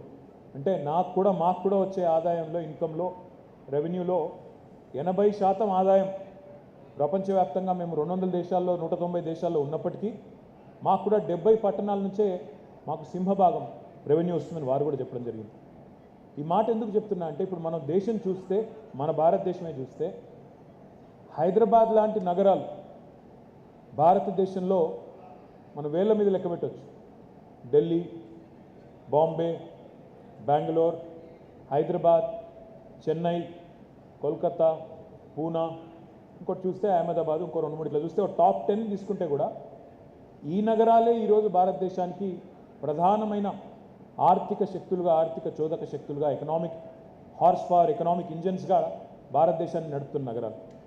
మరి ఈ నగరాలకు సంబంధించినంతవరకు నా లెక్కలు కాదు, గవర్నమెంట్ ఆఫ్ ఇండియా లెక్కలు తీసుకున్నా మీకు అదే చెప్తారు. ఈ నగరాలకు సంబంధించి మనం వీటిని కనుక సవ్యంగా కాపాడుకోకపోతే, ఈ నగరాల్లో పెరుగుతున్న జనాభా, పెరుగుతున్న అవకాశాలు, వీటన్నిటికీ తగ్గ విధంగా పెరుగుతున్న విస్తరణకు అనుకూలంగా మనం ఇన్ఫ్రాస్ట్రక్చర్ని కనుక పెంచుకోకపోతే, మౌలిక వసతులు కనుక పెంచుకోకపోతే, we'll fail as a nation, not as a state, not as a city, but we'll fail as a nation. And I say this with a lot of concern. ఎందుకంటే మన నగరాలు ఏవైతే ఈరోజు ఉన్నాయో, హైదరాబాద్ లాంటి నగరం ఫర్ ఎగ్జాంపుల్, కేవలం హైదరాబాద్ ఇన్సిడెంటలీ భౌగోళికంగా తెలంగాణలో ఉండొచ్చు, మన రాజధాని కావచ్చు, but Hyderabad is a city that belongs to the country. Hyderabad is a city that has global aspiration. హైదరాబాద్కి ప్రపంచ స్థాయి నగరంగా ఎదగాలి అనే ఒక ఆకాంక్ష ఉంది. హైదరాబాద్ లాంటి నగరంలో ఈరోజు దేశంలోని అన్ని రాష్ట్రాలు, అన్ని ప్రాంతాల నుంచి వచ్చి ఇక్కడ స్థిరపడ్డ వాళ్ళు ఉన్నారు.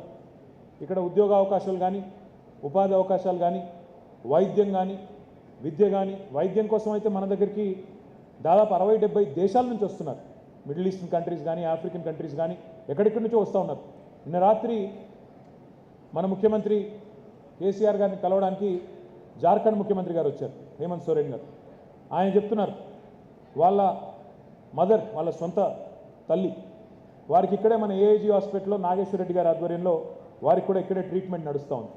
ఆయన చెప్తున్నాడు నిన్న కలవడానికి వచ్చినప్పుడు, సార్ నేను ఇక్కడికి వచ్చి మా మదర్ కోసం నేను హాస్పిటల్ పోయాను, అక్కడ చాలామంది మా జార్ఖండ్ వాళ్ళు మా కాన్స్టిట్యున్సీ వాళ్ళు కనబడ్డారు, వాళ్ళందరూ వచ్చి పలకరిస్తున్నారు. అంటే హైదరాబాద్ అనేది హెల్త్ హబ్గా లేదా ఎడ్యుకేషన్ హబ్గా కేవలం మన రాష్ట్రం వాళ్ళకే లేదు. మీరు కోవిడ్ సమయంలో కూడా మీరు చూసే ఉంటారు, చుట్టుపక్కల ఉండే ఒక 5-6 రాష్ట్రాల పేషెంట్స్, కోవిడ్ పేషెంట్స్ మన దగ్గరికి వచ్చినారు. ఛత్తీస్గఢ్ కావచ్చు, పార్ట్ ఆఫ్ మహారాష్ట్ర కావచ్చు, పార్ట్ ఆఫ్ కర్ణాటక కావచ్చు, ఆంధ్ర కావచ్చు, తెలంగాణ కావచ్చు. ఈ 5 రాష్ట్రాలకు సంబంధించిన వేలాది మంది కోవిడ్ పేషెంట్స్ కూడా హైదరాబాద్లో ఉన్నారు. ఎందుకు చెప్తా ఉన్నా ఈ మాట అంటే, all these important urban hubs, urban agglomerations, they are the treasure of the nation. ఇవి జాతి సంపద. వీటిని కనుక మనం సవ్యంగా కాపాడుకోకపోతే, వీటిల్లో కావాల్సిన వసతులు సౌకర్యాలు కల్పించకపోతే, we are doing a great disservice to the nation. గౌరవ ముఖ్యమంత్రి కేసీఆర్ గారు ప్రధానమంత్రి నరేంద్ర మోదీ గారిని 2014-15 ఆ ప్రాంతంలో కలిసినప్పుడు వారికి ఒక విజ్ఞప్తి చేశారు. ఏమన్నారంటే, భారతదేశంలో ఇప్పుడు నేను చెప్పినట్టే టాప్ 10 సిటీస్ ఏంటి, భారతదేశంలో మున్సిపాలిటీలు, మున్సిపల్ కార్పొరేషన్లు తీసుకుంటే 6,000 పైన ఉంటాయి. వాటన్నిటి జోలికి పోకుండా మనం ఈ దేశంలో సంపద ఎక్కడ సృష్టించబడుతున్నది, ఎక్కడ ఆర్థికంగా మరి ఈ దేశానికి సంపద ఉత్పత్తి అవుతున్నది, ఏ నగరాల్లో అయితే ఈ టాప్ 10, టాప్ 15 లేదా టాప్ 20 నగరాలు ఉన్నాయో వాటిలో పెరుగుతున్న అవసరాలేంటి, వాటిలో ప్రస్తుతం ఉన్న పరిస్థితులు ఏంటి, వాటిని ఏ రకంగా కాపాడుకోవాలనే విజన్ మనకి లేకపోతే దేశం నష్టపోతుంది మోడీ గారు. కాబట్టి మీరు హైదరాబాద్ లాంటి నగరం కోసం సంవత్సరానికి, హైదరాబాద్ కానీ, బెంగళూరు కానీ, ఢిల్లీ కానీ, చెన్నై కానీ, ఇంకోటి కానీ, సంవత్సరానికి కేంద్ర ప్రభుత్వం నుంచి ఖచ్చితంగా ఒక 10,000-15,000 కోట్ల ఒక భారీ మొత్తం ఇట్లాంటి నగరాలకు ఇస్తేనే, దానికి అవసరమైతే కండిషన్ పెట్టండి, మేము 10,000 కోట్లు ఇస్తాం, మీరు కూడా రాష్ట్ర ప్రభుత్వం 10,000 కోట్లు ఇవ్వండి అనే కండిషన్ పెట్టి ఆ రకంగా ఒక 5 ఏళ్ల పాటు డ్రైవ్ చేస్తే తప్ప ఈ దేశం మనం అనుకున్నంత వేగంగా ముందుకు పోదు అని చెప్పి చూశారు. సరే, ఆయన వినలేదు, అది వేరే మాట. నేను రాజకీయంగా విమర్శలు నేను చేయను, కానీ వారు వేరే యాంగిల్లో పోయారు. స్మార్ట్ సిటీస్ అన్నారు, అమృత్ అన్నారు, ఇంకోటి అన్నారు. సరే, ఎవరి విజన్ వారిది, ఎవరి ఆలోచన వారిది, తప్పు పట్టడానికి వెళ్ళలేదు. కానీ ఫ్యాక్ట్ ఇస్, టుడే నాకు మొన్న కాదు, నాకు రెగ్యులర్గా బెంగళూరు నుంచి నాకు మెసేజ్లు వస్తూ ఉంటాయి. హైదరాబాద్ వచ్చాము, చూసాము, మీ నగరంలోనేమో ఎయిర్పోర్ట్ నుంచి మా ఆఫీస్కి రావడానికి అర్ధగంటలో వచ్చేసినాం, మా బెంగళూరులో ప్లేన్లో దిగిన తర్వాత ఎప్పుడు మా ఆఫీస్కి పోతామో మాకే తెలియదు, 2 గంటలు అవుతుందా, 2.5 గంటలు అవుతుందా. నా దగ్గరికి చాలామంది ఇన్వెస్టర్స్ వస్తే ఉంటే వారికి కూడా నేను చెప్తా ఉంటాను, ఓ పని చేయండి, మీరు ముందు బాంబే పోండి, తర్వాత మీరు ఢిల్లీ పోండి, ఆ తర్వాత చెన్నై పోండి, తర్వాత బెంగళూరు పోండి, లాస్ట్కి మా దగ్గర రండి, నాతో మాట్లాడాల్సిన పని కూడా లేదు. ఒకసారి మా నగరానికి వస్తే ఆటోమేటిక్గా అవన్నీ చూసిన తర్వాత మీరే అంటారు, వాళ్ళందరికంటే మీరే చాలా బాగున్నారు, మీ దగ్గరికి వస్తామంటారు. ఆ స్థాయిలో నిజానికి ఈరోజు డెఫినెట్గా భారతదేశంలో ఎవరు అవునన్నా కాదన్నా, ఎవరికి నచ్చినా నచ్చకపోయినా, వాస్తవం ఏంటి అంటే Hyderabad is the city with the best infrastructure for it's size in our country. ఇది నేను చెప్పడం కాదు, మర్సర్ అనే సంస్థ which rates cities across the world on livability index, they have said it 2015 నుంచి 2020 దాకా on quality of living index లో భారతదేశంలోని అన్ని నగరాల కంటే వరుసగా 5 సంవత్సరాల పాటు అత్యుత్తమ నగరం ఏది అంటే హైదరాబాద్ అని చెప్పి ఈరోజు ఇంటర్నేషనల్ ఏజెన్సీస్ చెప్తా ఉన్నాయి. మన డబ్బా మనం కొట్టుకోవాల్సిన అవసరం లేదు. బెంగళూరు నుంచి వచ్చేవారు ఎవరైనా అర్థమవుతుంది, నిన్నగాక మొన్నకి పేరు చెప్తే బాగుండదు, వాళ్ళు ఇబ్బంది పడతారు. కానీ ఒక ఎంపీ గారు, భారతీయ జనతా పార్టీకి సంబంధించిన ఒక ఎంపీ గారు అక్కడ వేరే ఉత్తర భారతదేశం నుంచి వచ్చారు. ఏదో కమిటీ మీటింగ్ అని, ఇక్కడ పార్లమెంటరీ స్టాండింగ్ కమిటీ మీటింగ్ ఏదో ఉంటే వచ్చినారు. వచ్చిన తర్వాత వారు ప్రైవేట్ సంభాషణలో పక్కకు పోయి టీ తాగుతుంటే చెప్తున్నారు, నేను ఇక్కడ మీ కోహినూర్ హోటల్లో ఉన్నాను, మా చుట్టాలు అక్కడెక్కడో, అక్కడ కింద అటు మాదాపూర్ ఇక్కడ చెప్పారు, అక్కడెక్కడో ఉన్నారు, 7 మినిట్స్లో వెళ్ళిపోయాను, మా దగ్గర మీలాగా ఫ్లైఓవర్లు లేవు, మా దగ్గర మీలాగా రోడ్స్ లేవు, మా దగ్గర మీలాగా సిస్టమ్స్ లేవు, ఇన్ఫ్రాస్ట్రక్చర్ లేదని చెప్తా ఉన్నారు. సరే, బయటకు వచ్చి మళ్ళీ విమర్శించారు, అది వేరే విషయం అనుకోండి. రాజకీయంగా సహజంగా హైదరాబాద్కి వచ్చినప్పుడు మమ్మల్ని 2 తిట్లు తిట్టుకోవాలి కాబట్టి తిడతారు, నో ప్రాబ్లం. కానీ వాస్తవం ఏమంటే ఇతర నగరాలకి, ఇతర రాష్ట్రాలకి పోయి మన నగరానికి తిరిగి వస్తేనే అప్రిషియేట్ చేస్తారు. నా ఫ్రెండ్ ఒక ఆయన ఉన్నారు, ఆయన సంక్రాంతికి పక్క రాష్ట్రానికి పోయారు, వాళ్ళకి అక్కడ తోటలు ఉన్నాయి, ఇల్లు ఉంది, అక్కడ పోయారు. పోయి వచ్చిన తర్వాత నాకు ఫోన్ చేశారు. ఫోన్ చేసి, కేటీఆర్ గారు మీరు ఒక పని చేయండి, మీ దగ్గర మీ రాష్ట్రం నుండి ప్రతి గ్రామం నుంచో 4 బస్సులు పెట్టి పక్క రాష్ట్రాలకు పంపించండి సార్. ఎందుకండి అన్న. ఏం లేదు సార్, నేను పోయాను, 4 రోజులు ఉన్నాను సంక్రాంతికి మా ఊళ్ళో, కరెంటు లేదు, నీళ్లు లేవు, రోడ్లు ధ్వంసం అయిపోయి ఉన్నాయి, అన్యాయంగా అధ్వానంగా ఉంది. మళ్ళీ తిరిగి వచ్చినాకనే నాకు ఊపిరి పీల్చుకున్నట్టుంది. ఇప్పుడు మీరు పని చేయండి, మన వాళ్ళందరినీ అక్కడ పంపండి, అప్పుడు తెలిసి వస్తుంది మన విలువ ఏంటో, మన ప్రభుత్వం చేస్తున్నది ఏంటో అని ఆయన కూడా చెప్పారు. నేను చెప్తున్నది ఏదైనా అతిశయోక్తి అని మీకు అనిపిస్తే, నేను చెప్తున్నది ఏదైనా ఈయన ఏదో కొద్దిగా ఎక్కువ చెప్తున్నాడు, వాళ్ళ గవర్నమెంట్ వాళ్ళకి ఎక్కువ డబ్బా కొట్టుకున్నాడంటే దయచేసి మిమ్మల్ని కూడా కోరుతా ఉన్నా, మీరు కూడా కారు వేసుకొని బయలుదేరండి, పక్క రాష్ట్రాలకు పోయిరండి. మీరు only then will appreciate us more. ఇప్పుడు నేను కొన్ని మాటలు అంటే కొంతమందికి నచ్చకపోవచ్చు, కానీ వాస్తవాలు. కొన్ని రాష్ట్రాల్లో కొన్ని నగరాల్లో ఒక బిల్డింగ్ కట్టాలంటే, 1 మిలియన్ స్క్వేర్ ఫీట్ బిల్డింగ్ కట్టాలంటే గవర్నమెంట్కి స్క్వేర్ ఫీట్కి ఇంత అని లంచం ఇవ్వాలి, లేకపోతే పర్మిషన్ రాదు. ప్రతిపక్ష పోలకి ఇంత అని పర్మిషన్ ఇవ్వాలి, లేకపోతే రాదు. నేను చెప్పేది వాస్తవమా కాదా? ఇక్కడ ఉందా ఆ పరిస్థితి? ఇంతమంది ముందు ఓపెన్గా అడుగుతా ఉన్నా, మన రాష్ట్రంలో ఆ పరిస్థితి ఉందా? లంచాలు ఇచ్చి పర్మిషన్లు తెచ్చుకునే దురవస్థ ఈ రాష్ట్రంలో ఉందా? అది పారిశ్రామిక క్లియరెన్స్ కానీ, బిల్డింగ్ పర్మిషన్స్ కానీ, మీరు 2,000 కోట్లు పెట్టినా, 12,000 కోట్లు తెచ్చి బిల్డింగ్లు కట్టినా మిమ్మల్ని పైసా అడిగినవాడు ఎవడన్నా ఉన్నాడా? ఎవరైనా ఇబ్బంది పెడుతున్నారా? నేనేమంటున్నా అంటే, ఇంత పారదర్శకంగా, ఇంత వేగంగా, ఇంత పురోగమనంగా, ఇంత ప్రోగ్రెసివ్గా, ఇంత ప్రగతిశీలంగా ఆలోచించే రాష్ట్రం, ఆలోచించే నాయకత్వం. నేను హైదరాబాద్లోనే పెరిగిన వాడిని. ఇక్కడే 7, 8, 9, 10 అంతా ఇక్కడే చదువుకున్నా. 7th, 8th, 9th and 10th. Erram Manzil కాలనీలో ఉండేది నేను, అక్కడ మన హైదరాబాద్ దగ్గర. చాలాసార్లు నేను అసెంబ్లీలో కూడా చెప్పాను, మా కాంగ్రెస్ వాళ్ళు బాధపడి ఉంటారు మిత్రులు, కానీ అక్కడ కూడా చెప్పిన నేను. ఆ ఎర్రమంజిల్ కాలనీలో బయలుదేరి మేము పోయేటప్పుడు కరెక్ట్గా ఆ ఖైరతాబాద్ దగ్గరికి వచ్చేసరికి, ఆ జలమండలి ఆఫీస్ దగ్గరికి వచ్చేసరికి ట్రాఫిక్ జామ్. ఎండాకాలం వచ్చిందంటే, ఏప్రిల్ ఈ టైం వచ్చిందంటే ఖాళీ కుండలు, ఖాళీ బిందెలు, ధర్నాలు, మంచినీళ్ళ కోసం నానా తిప్పలు, గోల, అవస్థ. ఉందా ఈరోజు ఆ పరిస్థితి హైదరాబాద్లో? ఎక్కడన్నా కనబడుతున్నాయా ఖాళీ కుండల ప్రదర్శనలు, ఖాళీ బిందెల ప్రదర్శనలు, జలమండలి ముందు ధర్నాలు ఉన్నాయా? లేవు. మంచినీళ్ళ సమస్య పోయింది, శాశ్వతంగా పరిష్కరించబడ్డది. అది మాత్రమే కాదు, నేను స్కూల్లో ఉన్నప్పుడు మీకు గుర్తుండాలి, హైదరాబాద్లో అంటే నేను చెప్పేది 25-30 ఏళ్ళ కింద అనుకోండి, ఇంకెక్కువ కూడా కావచ్చు. హైదరాబాద్లో ప్రతి సంవత్సరం ఏదో పండుగ వచ్చిందంటే పంచాయతీ, గ్యారంటీ 1 వీక్ కర్ఫ్యూ, ఏదో పంచాయతీ, ఏదో పనికి మళ్ళీ పంచాయతీ. వీడు వాడిని తిట్టడం, వాడిని వీడి తిట్టడం, వాడు వీడిని కొట్టుకోవడం, వీడు వాడిని కొట్టుకోవడం. మొత్తానికి 1 వారం రోజులు స్కూల్కి అయితే హాలిడేస్ ఉండేది.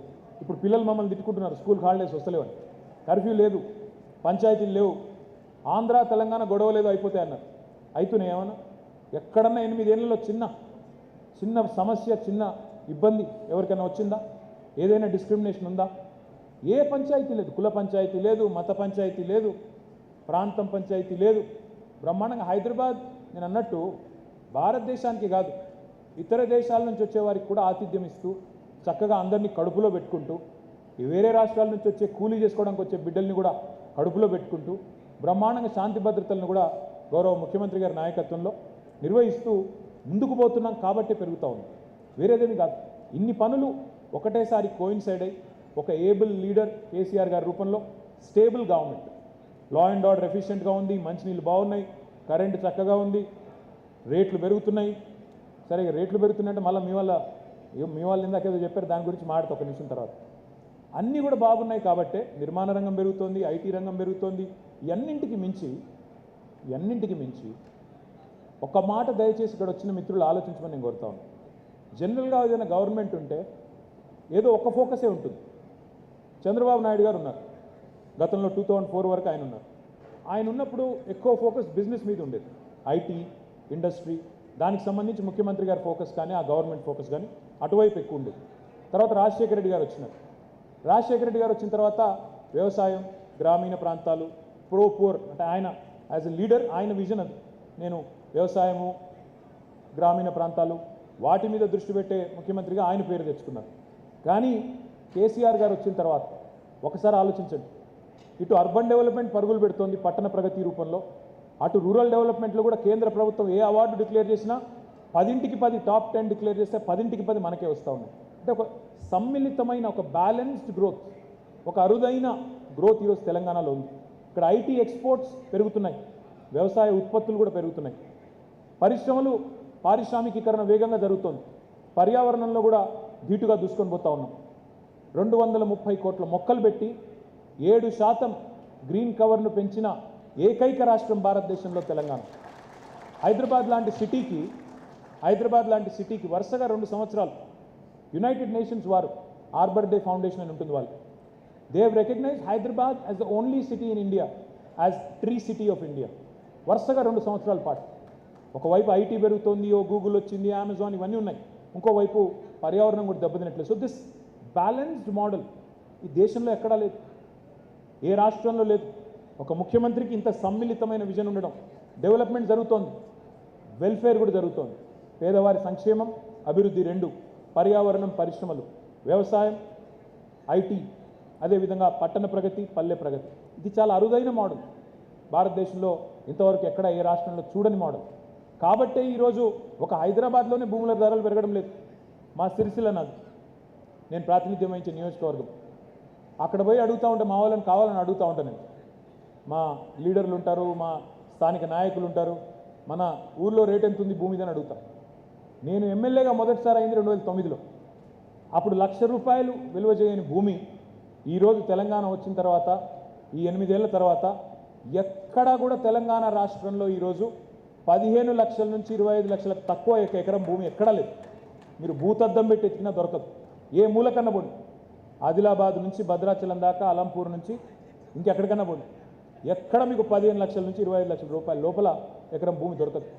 ఒకప్పుడు నీళ్లు లేక, సాగునీరు లేక, తాగునీరు లేక, కరెంటు సరిగా రాక కునారిల్లిపోయిన తెలంగాణ రైతు ఈరోజు ధీమాగా ఉన్నాడు. నాకు ఒక ఎకరం భూమి ఉన్నా నాకు 20 లక్షల రూపాయలు నా బ్యాంకులో ఉన్నట్టే, నా పిల్లోడికి డోకా లేదు అనే ఒక విశ్వాసం, ప్రభుత్వం యొక్క సమర్థత, దక్షత, నాయకుడి యొక్క విజన్ వల్ల ఇవన్నీ సాధ్యమవుతూ ఉన్నాయి. అంటే ఇది ఎందుకు చెప్తా ఉన్నా అంటే, గ్రామీణ ప్రాంతాలు ఇప్పుడు క్రెడై తెలంగాణ ఉంది, మురళీకృష్ణారెడ్డి గారు చెప్పినారు, మాకు పట్టణ ప్రాంతాల్లో, పల్లె ప్రాంతాల్లో, Tier 2 టౌన్స్లో గ్రామ పంచాయతీ లేఅవుట్లు అవన్నీ అన్నారు, మాకు బాగా ఇబ్బంది అవుతుందన్నారు. అక్కడ కూడా ఈరోజు ఎక్కడ లేని గిరాకీ వచ్చింది లేఅవుట్లకి, అక్కడ కూడా ప్లాట్లకు ఎక్కడ లేని గిరాకీ వస్తున్నదంటే సంపద సమంగా సృష్టించబడి అంతటికీ విస్తరిస్తేనే, అందరి చేతుల్లోకి వస్తేనే ఈరోజు రాష్ట్రం మొత్తంగా ముందుకు పోతుంది తప్ప ఒక్క హైదరాబాద్ బాగుపడితే, ఒక్క వరంగల్ బాగుపడితే, ఒక పట్టణమో ఒక నగరమో బాగుపడితే కాదు. రాష్ట్రంలోని అన్ని వర్గాల ప్రజలు అందరూ కూడా సంతోషంగా ఉంటేనే రాష్ట్రం ముందుకు పోతున్న విషయాన్ని కూడా నేను మీకు విజ్ఞప్తి చేస్తూ ఉన్నాను. అయితే తెలంగాణ యొక్క అచీవ్మెంట్స్ ఏంటి అంటే, ఎందుకు మనం ఇట్లా పురోగమిస్తున్నామంటే, జస్ట్ మీకు ఐడియా కోసం చెప్తా ఉన్నాను. Per capital income of Telangana 2014లో కేసీఆర్ గారు ముఖ్యమంత్రి అయిన రోజు పర్ క్యాపిటల్ తలసరి ఆదాయం తెలంగాణది 1,24,000 రూపాయలు మాత్రమే. It was 1,24,000 the per capital of Telangana. ఈరోజు 7 ఏళ్ల తర్వాత మొన్న మార్చ్ 31 నాటి తెలంగాణ పర్ క్యాపిటల్ ఇన్కమ్ ఎంత అంటే 2,78,000 రూపాయలు, 130% పెరిగింది. చరిత్రలో ఎప్పుడు ఒక రాష్ట్రంలో ఇంత వేగంగా తలసరి ఆదాయం పెరిగిన పరిస్థితి లేదు. మీరు కావాలంటే స్టాటిస్టిక్స్ తీసుకోవచ్చు, చూసుకోవచ్చు. మన రాష్ట్రం యొక్క GSDP, gross state domestic product, Telangana వచ్చినాడు 5 లక్షల కోట్లు. ఈరోజు 7 ఏళ్ల తర్వాత 11,55,000 కోట్లు, 128%, 130% పెరిగి 11,55,000 కోట్లు అయింది. తెలంగాణ భౌగోళికంగా చూస్తే, జియోగ్రాఫికల్గా చూస్తే we're 11th largest state in India. మొత్తం 28 స్టేట్స్లో Telangana is 11th largest geographically. Population పరంగా చూస్తే వీఆర్ 12th లార్జెస్ట్, 12వ అతిపెద్ద రాష్ట్రం. కానీ RBI రిపోర్ట్ ప్రకారం, Reserve Bank of India report ప్రకారం we are the 4th largest contributor to India's economy. అంటే మనకంటే పెద్దవాళ్ళు 7-8 మంది కంటే మనం ఈ దేశానికి ఎక్కువ దోహదపడుతున్నాం, ఈ దేశ పురోగమనానికి, అభివృద్ధికి ఎక్కువ కాంట్రిబ్యూట్ చేస్తూ ఉన్నాం. పర్సంటేజ్ టర్మ్స్లో చెప్పాలంటే we're only 2.5% of India's population. 140 కోట్ల భారతదేశంలో మనం 4 కోట్లు మాత్రమే. కానీ we contribute to 5% of India's GDP. Literally ఒక 50 కిలోల బాక్సర్ కదా 100 కిలోల బాక్సర్తో కొట్లాడితే ఎట్లా ఉంటుందో, we're punching double our weight. That is Telangana for you. ఇది చిన్న విషయం కాదు. ఊరికే ఆషామాషిగా 4 డైలాగులు కొడితే, ఇప్పుడు మీరు ఇక్కడ రాశారు హోమ్ ఫర్ ఎవ్రీవన్ అన్నారు, ఒక పెద్ద ఆయన కూడా అన్నాడు హౌసింగ్ ఫర్ ఆల్ బై 2022 అన్నాడు. నేను చెప్పా పేరు, మళ్ళీ చెప్తే మీరు కూర్చున్న వాళ్ళు ఎవరో ఏందో, మీకు ఎవరెవరితో సంబంధాలనే నాకు తెలియదు. కొంతమంది అక్కడి నుంచి ఇక్కడి నుంచి పోటీ చేసే వాళ్ళు కూడా ఉన్నారు. హౌసింగ్ ఫర్ ఆల్, అందమైన నినాదం, చక్కటి ఉద్దేశం అయిందా? జరిగిందా? డైలాగులతో ఏమవుతుంది? ఊకదంపుడు ఉపన్యాసాలు, డైలాగులు, ఉదరగొట్టడం, పేపర్లలో కనబడడం, వీటితో అయిపోవు పనులు. 2022 కల్లా ఫార్మర్ ఇన్కమ్ డబల్ అన్నారు. ఏడ డబల్ అయింది? గుజరాత్లో అయిందా, మహారాష్ట్రలో అయిందా, ఏ ఊర్లో అయిందో చూపెడితే నేను కూడా వస్తాను. 2022 కల్లా బుల్లెట్ రైలు ఉరుకుతాయి దేశంలో అన్నారు. ఏడు ఉరుకుతున్నాయి బుల్లెట్ రైళ్ళు అంటే బాగుండదు. ఇంకా చెప్పాలంటే చాలా ఉంది. 15 लाख దేతం, నోటికి ఏది పడితే చెప్పారు. మేము అట్లా చెప్పలేదు. అడ్డగోలు జమాబంది మాటలు మేము చెప్పలేదు. చెప్పకుండానే చేస్తున్నాం. ఎగ్జాంపుల్ కింద హైదరాబాద్లో మేము బాధ్యతలు చేపట్టినాడు కరెంటు పరిస్థితి ఏందో నాకంటే బాగా మీకే తెలుసు. The total installed capacity, power capacity in the state of Telangana was 7,600 megawatts. Demand was 9,000+ megawatts. అంటే అప్పటికే కష్టాల్లో మన ప్రయాణం ప్రారంభమైంది. చాలా ఇబ్బందుల్లో మనం డిమాండ్ ఎక్కువ, సప్లై తక్కువ ఉండి ఒక కునారి విద్యుత్ సంక్షోభం అంటే హైదరాబాద్లో అపార్ట్మెంట్లలో ఇన్వర్టర్లు, జనరేటర్లు మాత్రమే కాదు. గ్రామాల్లో తెలంగాణలో, ఇక్కడ తెలంగాణ నుంచి ఉన్నవారు అందరికీ తెలుసు, గ్రామాల్లో వ్యవసాయం చేసే వాళ్ళకి తెలుసు, 25 లక్షల బోర్వెల్స్, ట్యూబ్వెల్స్ ఉంటాయి. ఇక మా రాజశేఖర్ కరీంనగర్ ఆయన గరికే 25 లక్షల బోర్వెల్స్, ట్యూబ్వెల్స్. తెలంగాణ రైతులు 50,000 కోట్లు ఖర్చు పెట్టేసిన వాళ్ళు ఉన్నారు. వాళ్ళకి కరెంట్ రాదు, భూమిలో నీళ్లుండవు. మా సిరిసిల్ల 800 ఫీట్లు కొడితే నీళ్లు పడవు, 600 ఫీట్లు కొడితే నీళ్లు పడవు. కొన్ని ప్రాంతాల్లో మెట్ట ప్రాంతాలు, దుర్భిక్ష ప్రాంతాలు. అట్లాంటి ప్రాంతాల్లో ముందే నీళ్లు లేవంటే, ముందే బోర్బాయిల మీద ఆధారపడి వ్యవసాయం చేస్తుంటే కరెంట్ ఇయ్యక ఇబ్బంది పెట్టిన పరిస్థితి. కావాలంటే కరెంట్ దొరకదు ఆనాటి పరిస్థితి. ఇంతలో పక్కన 7 మండలాలలో, తెలంగాణకు సంబంధించిన 7 మండలాలు తీసుకొని పక్కకు ఆంధ్రాలో కలిపేసినారు. ఆ 7 మండలాల్లో లోవర్ సీలేరు అనే ఒక పవర్ జనరేటింగ్ స్టేషన్ కూడా ఉంది, 450 megawatts. అది కూడా పోయింది. అప్పటికే నష్టాల్లో ఉన్నాం, అప్పటికే ఇబ్బందుల్లో ఉన్నామంటే ఇంకో మెగా మన పవర్ జనరేటింగ్ స్టేషన్ కూడా పోయింది. ఇది ఆ రోజు మన పరిస్థితి. వితిన్ 6 to 8 months కేసీఆర్ గారి దక్షత, ఆయన సమర్థత, ఆయనకు ప్రజల కష్టాలు తెలుసు, రైతుల కష్టాలు తెలుసు కాబట్టి వితిన్ 6 months పవర్ సమస్యను పరిష్కరించి ఈరోజు మనం గర్వంగా చెప్పుకోవచ్చు, భారతదేశంలోని ఏ రాష్ట్రం వారికైనా 24 గంటల కరెంటు వ్యవసాయానికి ఉచితంగా ఇస్తున్న ఏకైక రాష్ట్రం తెలంగాణ అని గర్వంగా కాలర్ ఎగరేసి చెప్పే పరిస్థితి వచ్చింది కేసీఆర్ గారు. ఒక వ్యవసాయానికి కాదు, ఒక గృహాలకు కాదు, పరిశ్రమలకు కూడా 3 పూటల 24 గంటలు నాణ్యమైన కరెంట్ అందిస్తున్న తెలంగాణ. ఎట్లా సాధ్యమైంది మరి? 7,000 megawatts నుంచి 16,000 megawatలకు ఈరోజు మన ఇన్స్టాల్డ్ కెపాసిటీ ఎట్లా చేరుకుంది? 2025 కల్లా we will actually be 26,000 megawatts. ఎట్లా అయింది ఇది? ఎందుకంటే ఆ లీడర్కి ఆ కమిట్మెంట్ ఉండాలి. డైలాగులు కొట్టి ఆడికి అయిపోతే నడవదు. డైలాగ్ కొట్టి షూ మంతరంటే అయిపోదు మ్యాజిక్. ఎవరి దగ్గర అల్లావుద్దీన్ అద్భుత దీపాలు, మంత్రదండాలు ఎవరి దగ్గర ఉండవు. పని చేయాలి, ఒళ్ళు వంచాలి, బుర్ర పెట్టాలి, దానికి రిసోర్సెస్ అన్నింటినీ కూడగట్టాలి, అయితేనే పని అవుతుంది. అది కేసీఆర్ గారు చేసినారు. అది మాత్రమే కాదు, ఇప్పుడే నేను చెప్పాను, దయచేసి నేను క్రీడా మిత్రుల్ని కోరుతా ఉన్నా, కొన్ని సందర్భాల్లో కొన్ని విషయాలు అంటే బాధ అనిపిస్తుంది.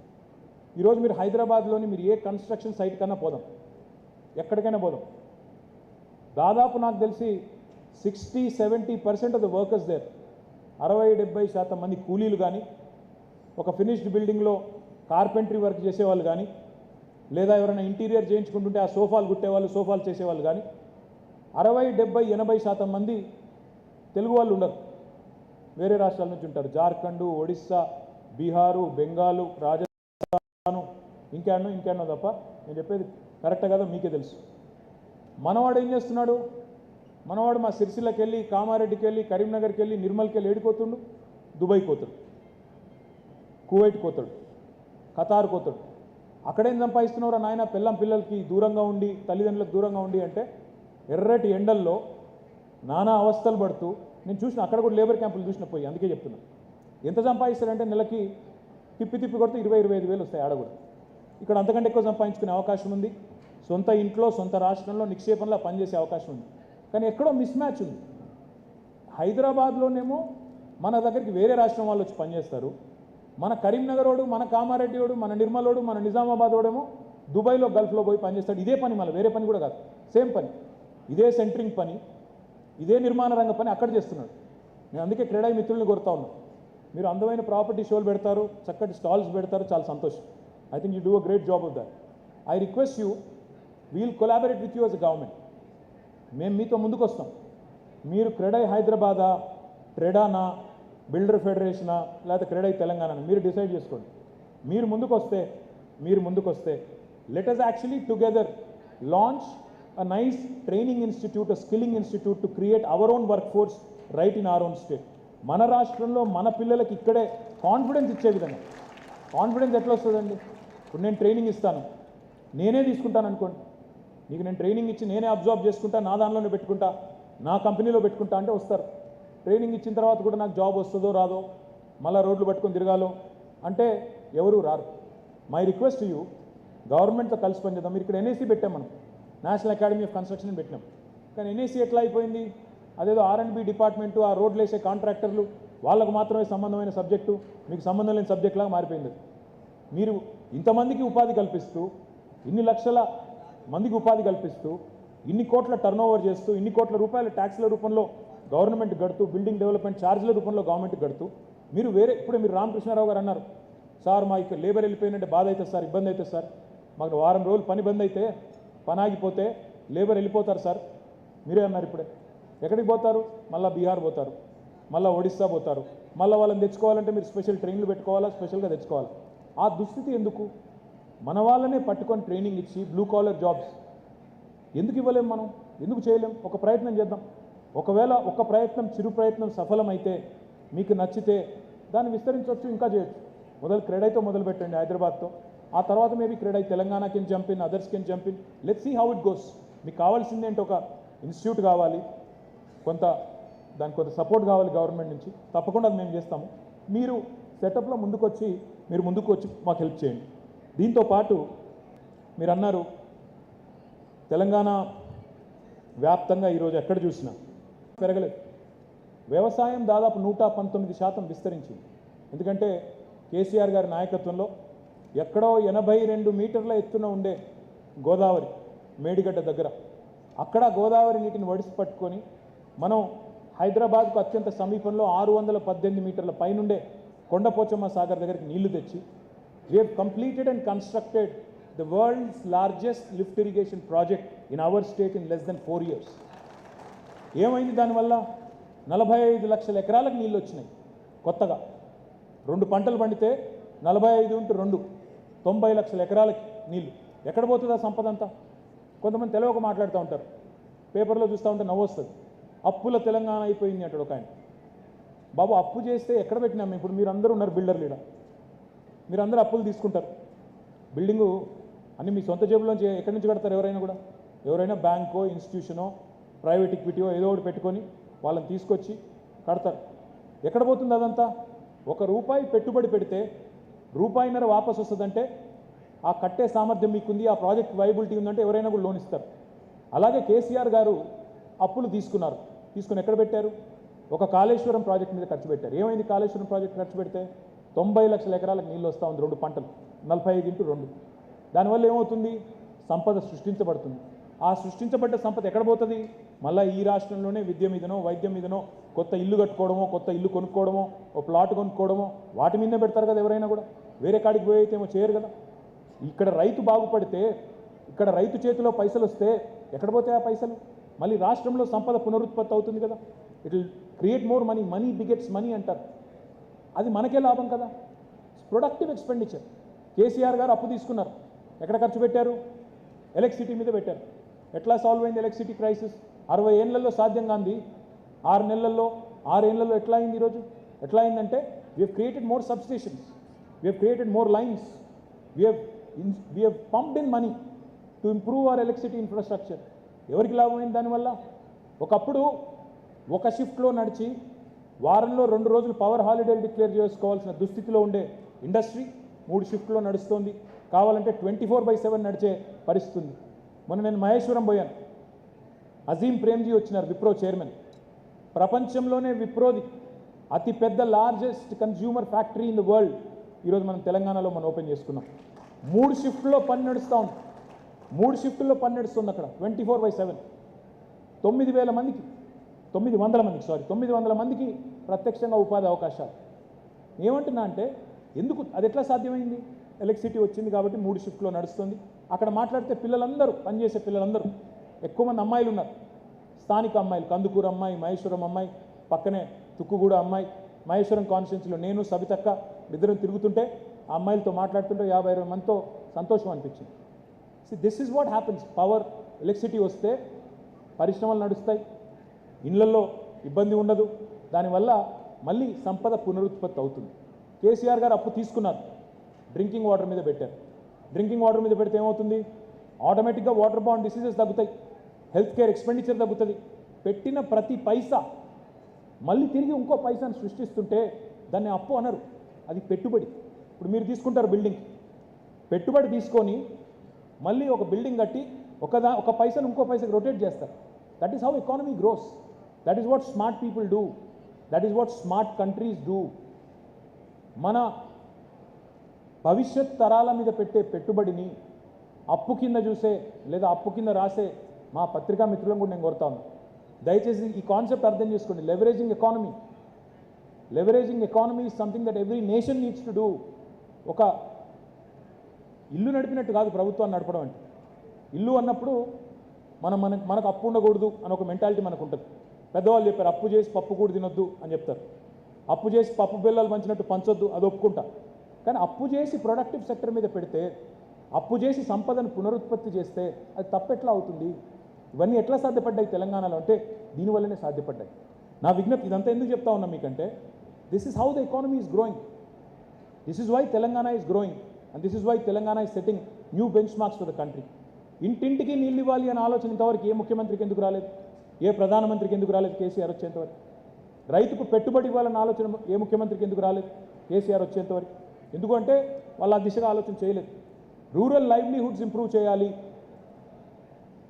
మనం ఎంతసేపు స్కిల్ డెవలప్మెంట్ అని మాట్లాడతాం, కానీ ఆల్రెడీ అక్వైర్ అయ్యి డెవలప్ అయిన స్కిల్ సంగతి ఏంటి? ఇప్పుడు మా యాదవ సోదరులు ఉంటారు, కుర్మ సోదరులు ఉంటారు, గొల్ల కుర్మ సోదరులు ఉంటారు. వాళ్ళకి షీప్ రియరింగ్ అనేది వాళ్ళకి ఎప్పటి నుంచో తెలిసిన, తరతరాలుగా తెలిసిన కులవృత్తి. అందులో ఎవరైనా నేను ఈ రంగంలో నేను ఉంటాను, సంపదను సృష్టిస్తాను అంటే తప్ప. నిన్న నా దగ్గరికి ఒక డెన్మార్క్ ఇన్వెస్టర్ వచ్చాడు, డెన్మార్క్ నుంచి వచ్చాడు. ఆయన వచ్చి ఆయన చెప్తా ఉన్నాడు, sir we're into sustainable waste management, sustainable agri waste and sustainable ఇది అదని చెప్తున్నాడు. నేను అడిగాను ఏంటి మీ కాన్సెప్ట్ ఏంటి అంటే ఆయన చెప్తున్నాడు, సార్ మా దగ్గర పిగరీస్ చాలా ఉంటాయి, మా దగ్గర పౌల్ట్రీ చాలా ఉంటుంది డెన్మార్క్లో, వాటన్నిటికీ సంబంధించిన వేస్ట్ మేనేజ్మెంట్ చేస్తున్నామని.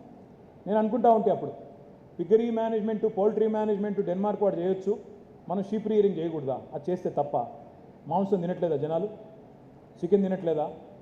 ఉత్పత్తి పెరిగితే తప్ప? మన వాళ్ళు దానిలోంచి సంపద సృష్టిస్తే తప్ప?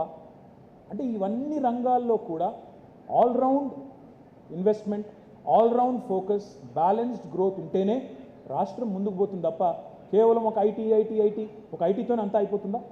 నిన్న ఒక గూగుల్ వచ్చిందని మీరు సంబరపడుతున్నారు. దానికంటే నేను సంతోషపడేది ఏమంటే ఇవాళ మన జీనోమ్ వ్యాలీ బ్రహ్మాండంగా పెరుగుతోంది. We're the vaccine capital of the world. 33% of human vaccines, 33% of human vaccines produced across the world come from Hyderabad. Now that's a matter of great pride. ఎందుకంటే ఈ పాండమిక్ తర్వాత, ఈ కరోనా తర్వాత ప్రతి ఒక్కరి మనసులో ఇప్పుడు టాప్ ప్రయారిటీ ఏంటి? హెల్త్. నా పిల్లలు బాగుండాలి, నేను బాగుండాలా, వ్యాక్సిన్ బూస్టర్ తీసుకోవాలన్నా వద్దా, మాస్క్ వేసుకోవాలా వద్దా, ఇట్లా ప్రతి ఒక్కరి మనసులో అదే ఆలోచన నడుస్తూ ఉంది. అందుకే రాబోయే దశాబ్దం నర health care is going to take the center stage. It's not just IT.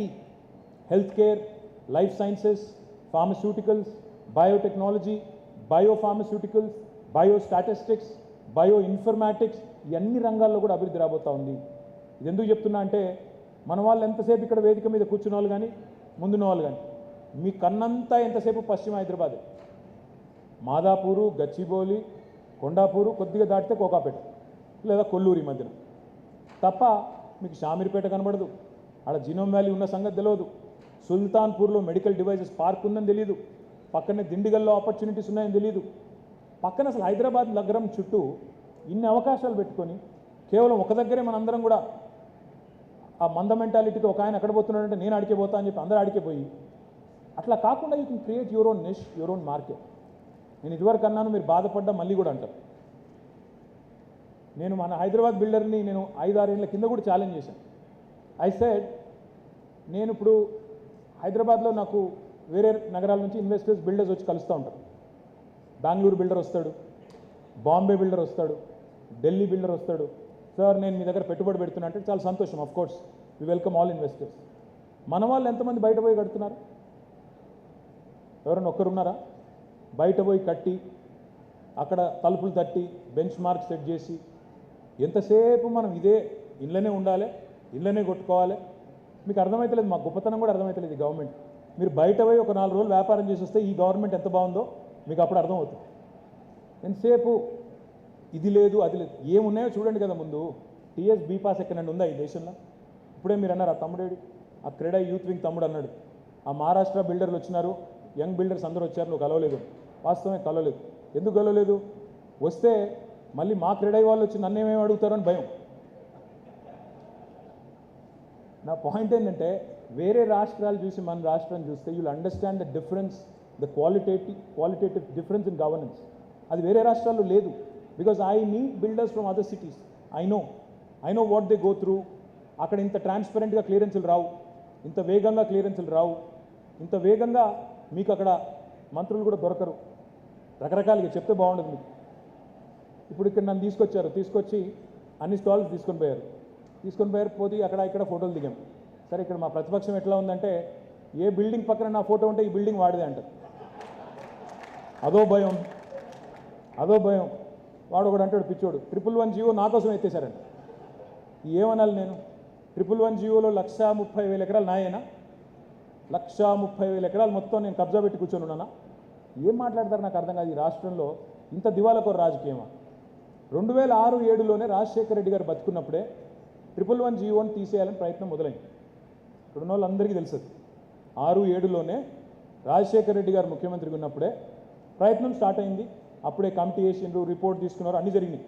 దాదాపు ఒక కొలిక్కి వచ్చింది. ఈ లోపల ఎలక్షన్ వచ్చింది, ఆగిపోయింది. ఆ తర్వాత రాజశేఖర రెడ్డి గారు చనిపోయారు, ఆగిపోయింది. ఆ తర్వాత తెలంగాణ ఉద్యమం పీక్లో ఉన్నప్పుడు సహజంగా అప్పుడున్న ముఖ్యమంత్రులు ఎవరు నిర్ణయం తీసుకోలేని పరిస్థితి. కేసీఆర్ గారు 2014 పూర్వమే మాటిచ్చున్నారు.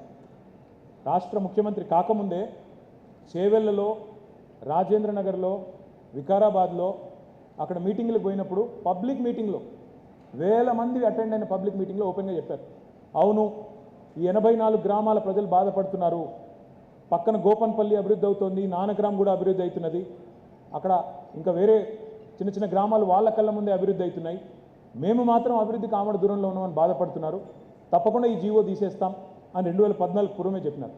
18లో చెప్పారు, తర్వాత ఎన్నో దఫాలు అసెంబ్లీలో చెప్పారు, బయట కూడా చెప్పారు.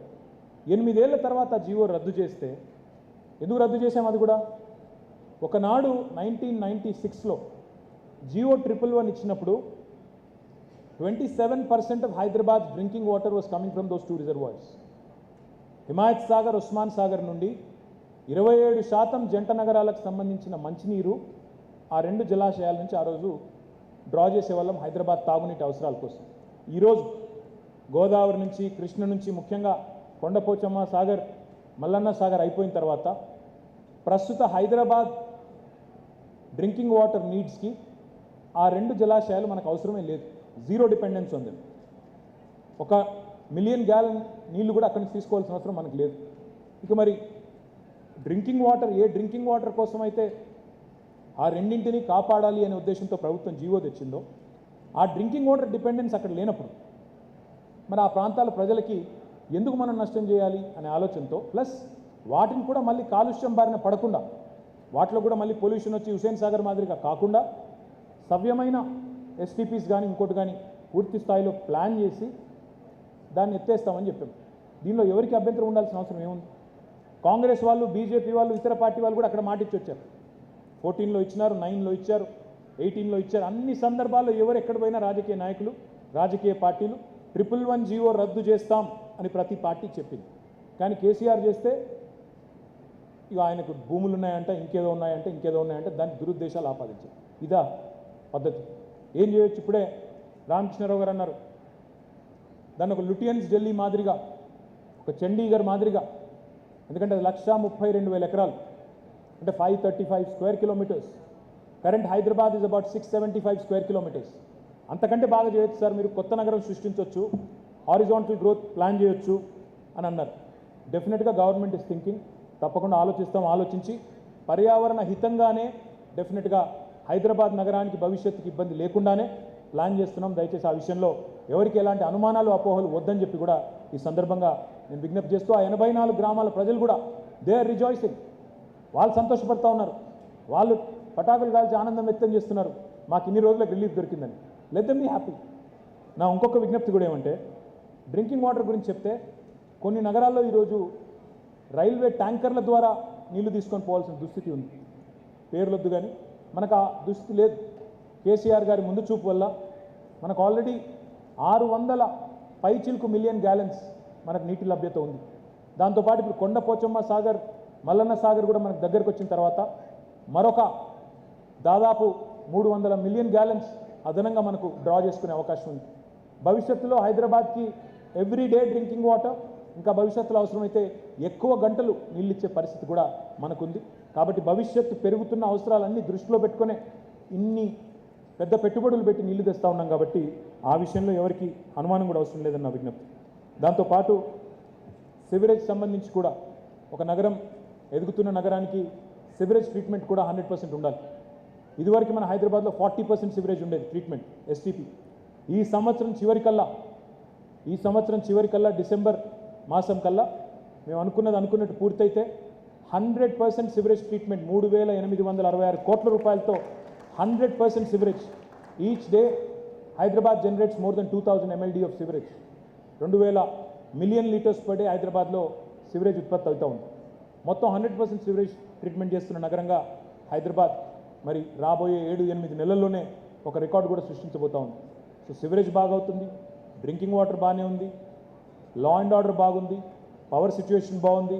రోడ్స్ మీకు తెలుసు, కొత్త లింక్ రోడ్స్ వల్ల నేను ఆ మధ్యన చీఫ్ జస్టిస్ గారిని కలిశాను ఒకసారి, ఏదో ఒకేషన్లో, ఏదో పెళ్లిలో ఎక్కడో కలిస్తే ఆయన అంటున్నారు, ఎక్కడ పోయినా కొత్త రోడ్లు కనబడుతున్నాయి, కొత్త లింక్ రోడ్లు కూడా కనబడుతున్నాయి, చాలా బాగుంది, డీసెంట్రలైజ్ చేయండి, ఇంకా చేయండి, తద్వారా ఆర్టీరియల్ రోడ్స్ మీద రద్దీ తగ్గించండి అని చెప్పి chief justice of India Ramana గారు ఆయన కూడా చెప్తా ఉంటే చాలా సంతోషం అనిపించింది. ఎందుకంటే మొత్తం 1-2 కాదు, 148 కొత్త లింక్ రోడ్స్ హైదరాబాద్ చుట్టూ. ఒక హైదరాబాద్ అంటే జిహెచ్ఎంసీ కాదు, చుట్టుపక్కల ఓఆర్ఆర్ లోపల మనం మొత్తం 148 కొత్త లింక్ రోడ్స్ తీసుకుంటా ఉన్నాం. I request all the builders, మీరు ఈ కొత్త లింక్ రోడ్స్లో కూడా, because each road will create more wealth, each road will create opportunities to create housing there, social infrastructure there. మీరు హాస్పిటల్ పెట్టాలనుకునే వాళ్ళు హాస్పిటల్ పెట్టొచ్చు, స్కూల్ పెట్టాలనుకునే వాళ్ళు స్కూల్ పెట్టొచ్చు, అక్కడ ఇల్లు కట్టాలనుకున్న ఇల్లు కట్టొచ్చు, షాపింగ్ మాల్ కట్టాలంటే షాపింగ్ మాల్ కట్టొచ్చు. ఈ రకంగా మనందరం కూడా సోషల్ ఇన్ఫ్రాస్ట్రక్చర్ కూడా చేసుకునే దానికి అవకాశం ఉంటుంది. Please also work with us in developing these new areas. Hyderabad Growth Corridor Limited కానీ, కొత్త లింక్ రోడ్స్ కానీ, అదేవిధంగా ఎస్ఆర్డిపిలో ఇప్పటికే ఒక 19 పైచిలకు ఫ్లైఓవర్లు కానీ, అండర్ పాస్లు కానీ పూర్తి చేసినాం. ఇంకా చాలా చేస్తూ ఉన్నాం, ఇంకా చాలా కొత్త ప్రాజెక్ట్స్ కూడా చేస్తూ ఉన్నాం. వాటిని కూడా నిరంతరం, ఎందుకంటే హైదరాబాద్ పెరుగుతున్న వేగానికి అనుగుణంగా పెరగకపోతే మనం బెంగళూరులాగా అయిపోతాం మనం కూడా. కాబట్టి డెఫినెట్గా will continue in that spirit. ఇది కాకుండా రోడ్స్ కానీ, డ్రింకింగ్ వాటర్ కానీ, బేసిక్స్ మీట్ అయిన తర్వాత పర్యావరణ హితంగా ఉండాలి కాబట్టి ప్లాంటేషన్ కూడా పెద్ద ఎత్తున చేస్తూ ఉన్నాం. వరుసగా 2 సంవత్సరాలు ట్రీ సిటీ ఆఫ్ ఇండియాగా హైదరాబాద్కి వచ్చింది రికగ్నిషన్. అంటే ఊరికే రాలేదు, పనిచేస్తే వచ్చింది. కొత్త పార్క్స్, ట్రీ పార్క్స్ కానీ, కొత్తగా ప్లాంటేషన్ కానీ, మియావాకి, ఇవన్నీ కూడా చేస్తూ ఉన్నాం.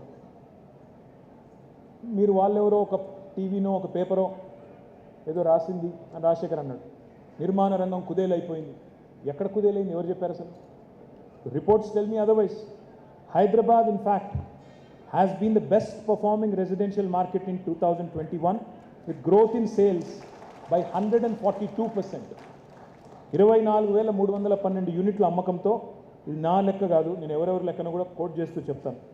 Hyderabad is the only city among 8 metros as per the study done by Knight Frank that has not had a single year of price decline since 2014. ఒక్క సంవత్సరంలో కూడా ప్రైస్ డిక్లైన్ లేకుండా ఎప్పటికప్పుడు వృద్ధి రేట్ సాధిస్తూ వస్తున్నదని నేను చెప్పడం కాదు, నైట్ ఫ్రాంక్ వాళ్ళు చెప్తా ఉన్నారు. In fact the housing inventory over hang, అంటే పాత గతంలో కట్టిన ఇల్లు ఏవైతున్నాయో it has decline from 53 months in the first quarter in 2021 to 27 months in the same period in 2022. అంటే 2021లో 53 నెలల ఇన్వెంటరీ పెండింగ్ ఉంటే ఈరోజు 2022 ఫస్ట్ క్వార్టర్ కాడికి వచ్చేసరికి ఆ 53 నెలలది 27 నెలలకు తగ్గింది. అంటే దీనివల్ల ఎంత వేగంగా హైదరాబాద్ మార్కెట్ ముందుకు పోతుందో చెప్పొచ్చు. దీంతో పాటు Hyderabad still continues to be the most affordable residential market among top 7 metros with an average rate of 4,450 rupees. ఈరోజు కూడా హైదరాబాద్ మీరు అన్నారు ఇందాక స్టీల్ రేట్లు పెరిగినాయి, సిమెంట్ రేట్లు పెరిగినాయి. ఎస్, అందులో దాని వెనకాల ఏముందో మీకు తెలుసు, నాకు తెలుసు. సిమెంట్ కంపెనీల కుమ్మక్కు, స్టీల్ కంపెనీల కుమ్మక్కు, వాళ్ళ కార్టలైజేషను, వాళ్ళ నలుగురు కూర్చొని మాట్లాడుకొని వాళ్ళ రేట్లు పెంచడం, ఇదంతా తెలిసిందే. గవర్నమెంట్ ఎప్పటికప్పుడు ట్రై చేస్తూ ఉంటుంది వాళ్ళని కూడా కంట్రోల్ చేయడానికి. డెఫినెట్గా మళ్ళీ చేస్తాం, అందులో కూడా ఏం అనుమానం ఉంది. కానీ హైదరాబాద్ ఇంకా కూడా అఫోర్డబుల్ మార్కెట్స్లో టాప్ 7 మెట్రోస్ ఇన్ ఇండియా తీసుకుంటే 4,450 రూపాయలు పర్ ఎస్ఎఫ్టీ యావరేజ్ రేట్తో మనం we're the most affordable in the entire country. దాంతోపాటు కుష్మెన్ అండ్ వేక్ఫీల్డ్ అని ఇంకో సంస్థ ఉంది. Hyderabad has top the leasing in IT and ITES office space leasing by grabbing 36% of the total lease among all metro cities. Bengaluru కంటే కూడా ఇతర నగరాల కంటే ఎక్కువ ITES రంగంలో మొత్తం 36% మనం కమర్షియల్ ఆఫీస్ స్పేస్ లీజింగ్లో హైదరాబాద్ ఈజ్ ద లీడర్. అది మాత్రమే కాకుండా we are also now the leading data centre location in the country. Amazon $2.77 billion పెడుతోంది ఇక్కడ ఒక డేటా సెంటర్లో. $2.77 బిలియన్ అంటే దాదాపు 21,000 కోట్లు. మైక్రోసాఫ్ట్ 15,000 కోట్లు పెట్టుబడి పెడుతోంది, $2 billion data centre in Hyderabad. ఈ రెండు కంపెనీలే 36,000 కోట్లు పెడతా ఉన్నాయి డేటా సెంటర్స్ మీద. మరి డేటా సెంటర్స్ ఎక్కడ వస్తున్నాయి? చందన్వెల్లి, మన ముచ్చర్ల ఈ ప్రాంతంలో వస్తున్నాయి. మరి మీరు అక్కడ కడుతున్నారా? కట్టట్లేదు, ఓన్లీ ప్లాటింగ్లు చేస్తున్నారు. ఎంతసేపు కోకాపేట, గచ్చిబౌలి, కొల్లూరు ఈ దాటిపోతలేదు. నా విజ్ఞప్తి ఏమంటే please identify these newer opportunities. Pharma City launch చేయబోతా ఉన్నాం, ఆల్మోస్ట్ ఫైనల్ స్టేజ్కి వచ్చింది, ఇప్పుడు లాంచ్ చేస్తాం. ఫార్మా సిటీ దగ్గర ఎందుకు చేయకూడదు? కొత్త హౌసింగ్ కాలనీస్ ఎందుకు రాకూడదు? ముచ్చర్ల, కల్వకుర్తి, ఆమన్గల్లు, వెల్దండ, కడతాల్ ఆ ప్రాంతాల్లో ఎందుకు రాకూడదు? కందుకూరు ఎందుకు రావట్లేదు? Southern part of Hyderabad, these are all important pockets. దిండిగల్లో కొత్త ఎలక్ట్రానిక్ మ్యానుఫ్యాక్చరింగ్ క్లస్టర్ పెట్టబోతా ఉన్నాం. దిండిగల్ పక్కనే సుల్తాన్పూర్లో మెడికల్ డివైజెస్ పార్క్ మొత్తం ఫుల్ అయింది. పక్కనే ఖాజీపల్లిలో ఇంకో 500-600 ఎకరాలు తీసుకుంటా ఉన్నాం. అక్కడ ఎందుకు హౌసింగ్ కట్టరు? అక్కడ పనిచేసే అబ్బాయి ఊర్లోకి ఎందుకు రావాలా? ఏం అవసరం ఉంది? ఎందుకు ఆ ఏరియాలో మనం ప్రయత్నం చేయకూడదు? నా రిక్వెస్ట్ ఏమంటే గ్రోత్ సెంటర్స్ ఏవైతే ఉన్నాయో అక్కడ దృష్టి పెట్టకుండా మనందరం కూడా ఒకటే దగ్గర పెడితే we'll all be doing a great disservice to ourselves and the city also. ఇది మాత్రమే కాదు, we are also getting into lot of logistics parks. ఇప్పటికే ఒక 2 లాంచ్ చేసినాము. Hyderabad being central to India, lot of manufacturing happening. Logistics కూడా చాలా పెద్ద ఎత్తున ఎంకరేజ్ చేయబోతా ఉన్నాం. దయచేసి మిమ్మల్ని కోరేది, ఈ లాజిస్టిక్స్ పార్క్స్ కూడా హైదరాబాద్ చుట్టూతా ఎక్కడైతే ఇంకా కూడా భూమి 1-1.5 మధ్యలో ఉందో అక్కడ ప్రైవేట్ రంగంలో వస్తున్నాయి. హెచ్ఎండిఏ ఆధ్వర్యంలో, టీఎస్ఐఎస్సి ఆధ్వర్యంలో కూడా లాజిస్టిక్స్ పార్క్స్ చేయబోతా ఉన్నాం. అక్కడ కూడా దృష్టి పెట్టండి, తప్పకుండా దానివల్ల కూడా లాభం జరుగుతుంది. ఇది మాత్రమే కాదు, మన రీజనల్ రింగ్ రోడ్ కూడా తొందరలోనే ప్రారంభమై, ఇప్పటికే ల్యాండ్ ఎక్విజిషన్ స్టార్ట్ అయింది, తొందరలోనే ప్రారంభమై అది కూడా వస్తుంది. ఒక 330 కిలోమీటర్ల పాటు అది కూడా జరుగుతూ ఉంది. ఇవన్నీ ఎందుకు చెప్తా ఉన్నాం మీకంటే హైదరాబాద్ మహానగరంలో రాబోయే 10-15 ఏళ్ల పాటు నిర్మాణ రంగానికి ఏ డోకా కూడా లేదు. మీరు నమ్మండి మమ్మల్ని. నేను 7 ఏళ్ల కింద చెప్పాను, ఇదే వేదిక మీకు చెప్పాను, చాలామంది పారిశ్రామికవేత్తలు కూడా చెప్పాను, దయచేసి భూమి ఉన్న వాళ్ళు అమ్మకండి అని చెప్పాను. నేను నా మాట వినకుండా అమ్ముకున్న వాళ్ళు నష్టపోయారు, నాకు సంబంధం లేదు. కానీ ఇప్పుడు చెప్తా ఉన్నా మళ్ళీ, రాబోయే 10-15 ఏళ్ళు హైదరాబాద్ అభివృద్ధికి డోకా లేదు. ఆ విషయంలో మీకు అనుమానం వద్దు. ప్రొవైడెడ్ ఇక్కడ మత కల్లోలాలు, పనికిమాలిన పంచాయతీలు, మతం పేరు మీద కుమ్ములాటలు, కర్ఫ్యూలు అవి లేకపోతే హైదరాబాద్ పెరుగుతుంది. ఆ అడ్డమైన కార్యక్రమాలు చేస్తే హైదరాబాద్ కూడా ఇక మనం కూడా హలాలు, హిజాబు అని పిచ్చి పంచాయతీలు పెట్టుకుంటే మనం కూడా వాళ్ళలాగానే నష్టపోతాం. నా విజ్ఞప్తి ఏమంటే, శాంతి సామరస్యాలు, ఒక నగరం బాగుండాలి అంటే, ఒక నగరం ముందుకు పోవాలి అంటే, మీరందరూ బాగుండాలి అంటే అనవసరపు పంచాయతీలు పెట్టుకోకుండా, అభివృద్ధిని ఆటంకపరిచే కార్యక్రమాలు చేయకుండా పాజిటివ్ ప్రోగ్రెసివ్ అవుట్లుక్ మీరు ఒకసారి ఆలోచించండి దయచేసి. మా ప్రతిపక్ష పార్టీలు ఇక్కడున్న మిత్రులు మాట్లాడుతూ ఉంటారు తెల్లారు లేస్తే కేసీఆర్ని తరిమేయండి ఒకటే తెలుసు వాళ్ళకి, ఇంకేం తెలియదు. రాష్ట్రానికి ఏం చేస్తారా అంటే ఏం చెప్పరు. ఒక జాతీయ ప్రాజెక్టు తెస్తారా అంటే చెప్పరు. లేదా కొత్తగా ఒక ఐటీ కంపెనీ తెస్తారా, ఒక ఇండస్ట్రియల్ క్లస్టర్ తెస్తారా, ఇండస్ట్రియల్ కారిడార్ తెస్తారా, what is your vision for the state of Telangana for the next 20 years అంటే చెప్పగలిగిన వాడు ఒక్కడు కూడా లేడు ప్రతిపక్షంలో. తిట్టడం మాత్రం బ్రహ్మాండంగా తిడతారు. తెల్లారు లేస్తే కేసీఆర్ ఇట్లా కేసీఆర్ అట్లా తిట్టమంటే మాత్రం మంచి PhDలు తర్వాత పోస్ట్ డాక్టరేట్లు చేసిన వాళ్ళు చాలామంది ఉన్నారు అందులో. నా విజ్ఞప్తి ఏమంటే look at the quality of leadership. The reason why I'm saying why Telangana has continued to grow in the last 8 years is because of its leadership, because of government. Indaka Tammudu chepadu, lot of cities grow despite government, but Telangana and Hyderabad are growing because of government, with support of government annaru. That is because of KCR. That is because of the leaders the state has chosen.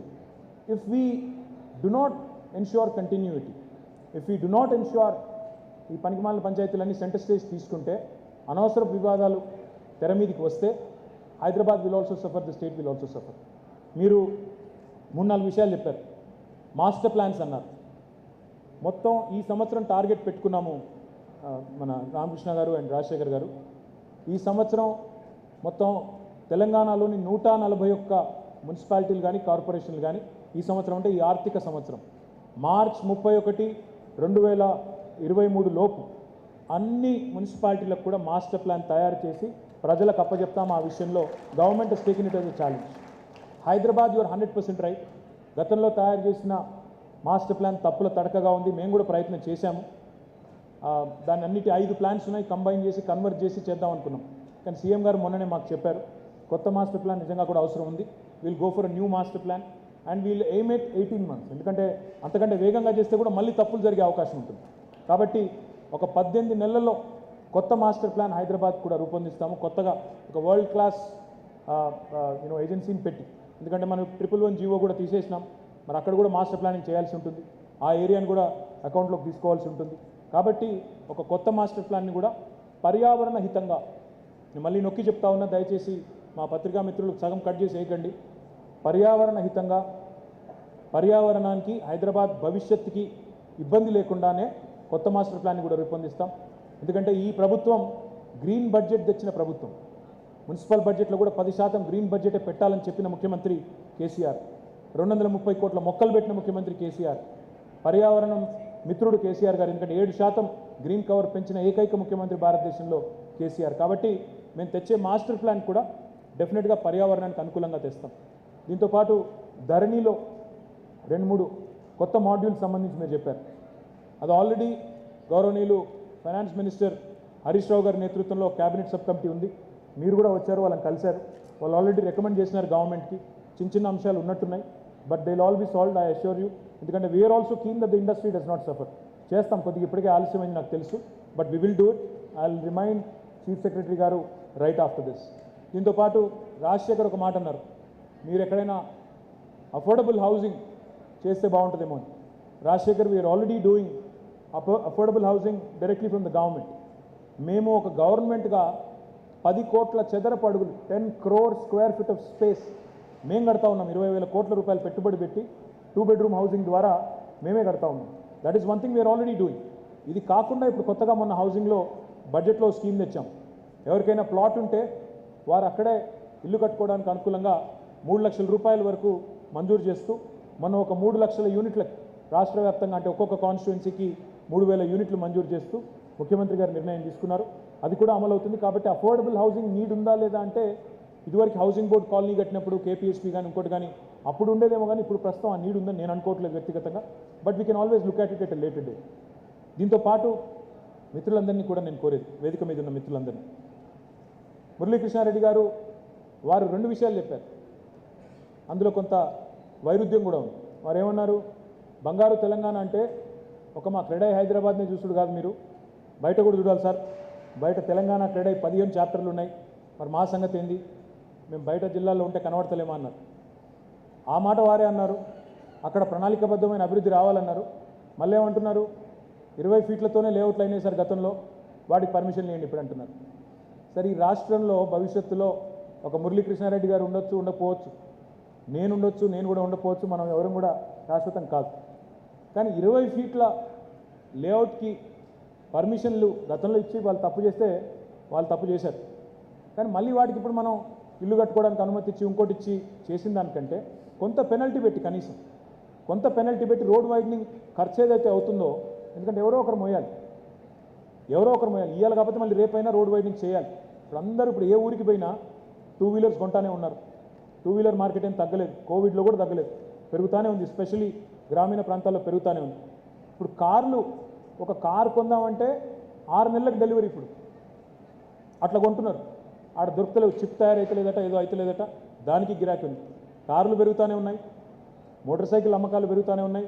రహదారులు మాత్రం 20 ఫీట్లు ఉంటే మీ పిల్లలు, నా పిల్లలు, వాళ్ళ మనవలు మన ఇద్దరిని తిడతారు. కాబట్టి మురళీకృష్ణారెడ్డి గారు నేను అడిగేది ఏమంటే, రోడ్లు ఎప్పుడో ఒకప్పుడైతే ఏదో ప్రభుత్వం విస్తరించాల్సిందే, కొంత ప్రణాళికాబద్ధంగా జరగాల్సిందే. కొంత ఇప్పటికిప్పుడు ఇబ్బంది అనిపిస్తుండొచ్చు, కానీ కొన్ని టఫ్ డెసిషన్స్ తీసుకోవాలి సార్, లేకపోతే కష్టం, భవిష్యత్తులో కష్టం. ఈరోజు గ్రామంగా ఉన్నది రేపు పట్టణం అవుతుంది, పట్టణం నగరం అవుతుంది, కాబట్టి తప్పదు.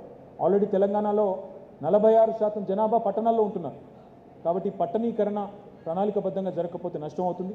Will find a via media solution.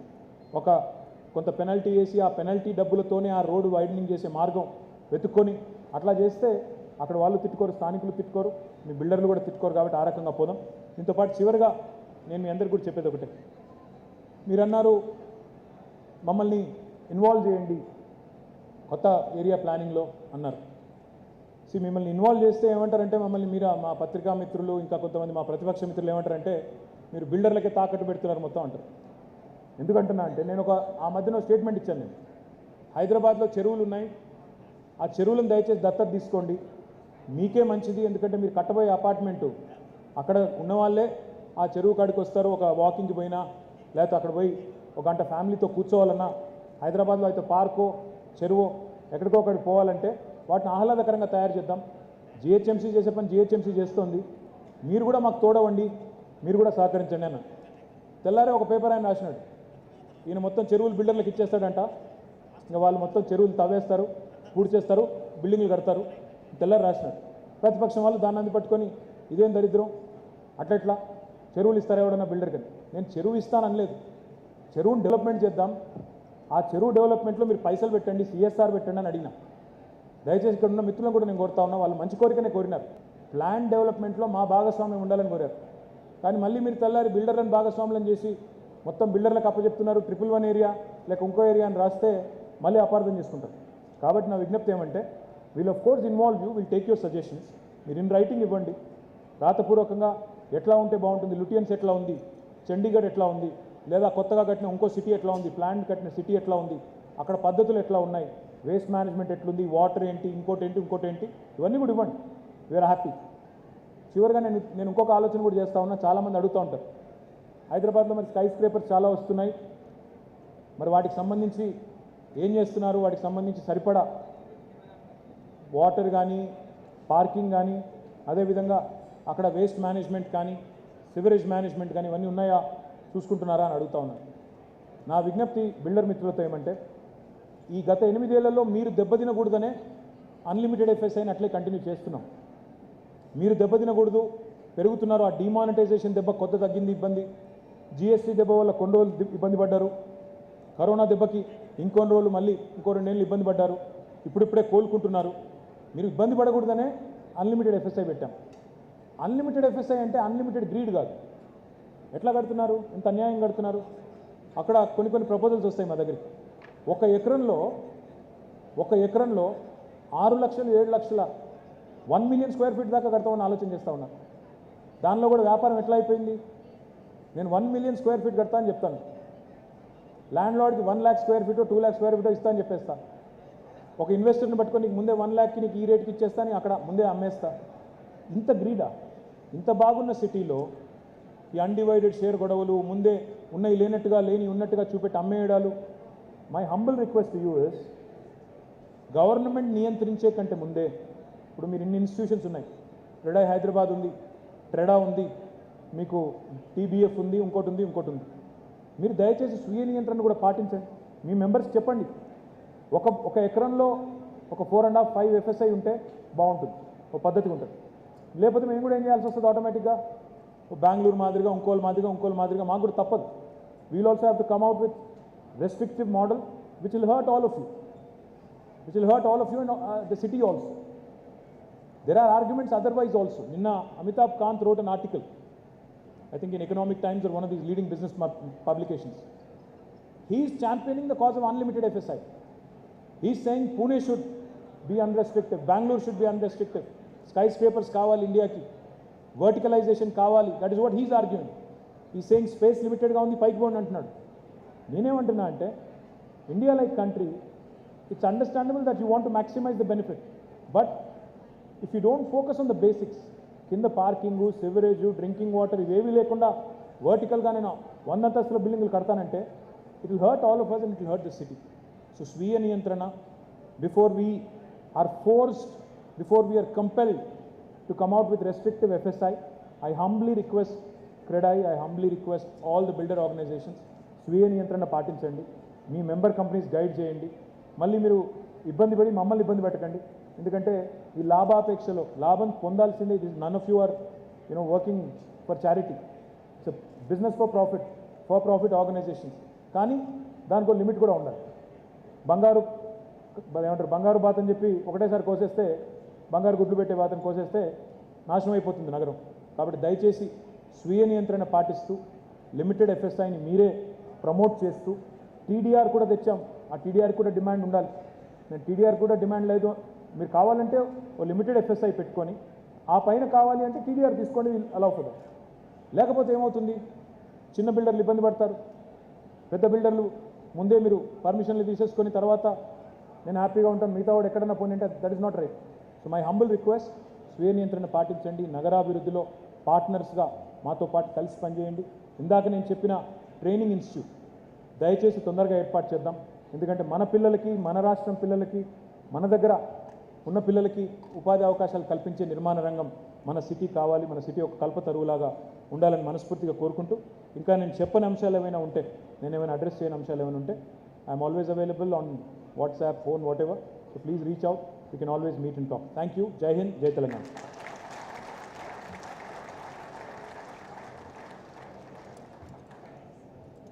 Telugu Talli stands there with a smile on her face, with pride and happiness and contentment. Thank you so much, sir. It was a pleasure listening to you. You addressed almost all the points, all the questions that were raised. Thank you so much for doing that so patiently. I would request Mr. Sriram Musnuru, MC member, CREDAI Hyderabad, to please come here and present the memento to KTR Garu, just as a remembrance of this beautiful experience that we've had of having him on stage, addressing almost all the concerns and questions. I repeat, I request Mr. Sriram Musnuru, MC member, CREDAI Hyderabad, to please come up on stage. Right, I request Kranti Kiran from CREDAI Hyderabad to please come up on stage and present the memento to Mr. KTR sir for being so patiently present here all through and responding to all the questions and queries that we have. Thank you so much, an absolute pleasure having you here. Please, Dheeraj, please. Bhaskar Rao Garu, thank you so much, Andy. I request Sai to please come up on stage and present the memento to Lakshma Reddy Garu, please. Thank you so much.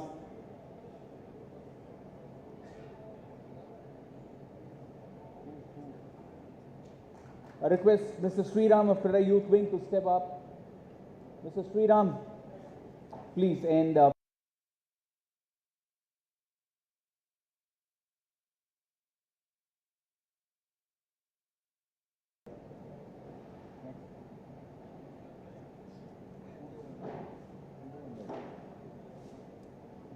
request Mr. Joydeep to please step up on stage and present the memento to President of Telangana CREDAI.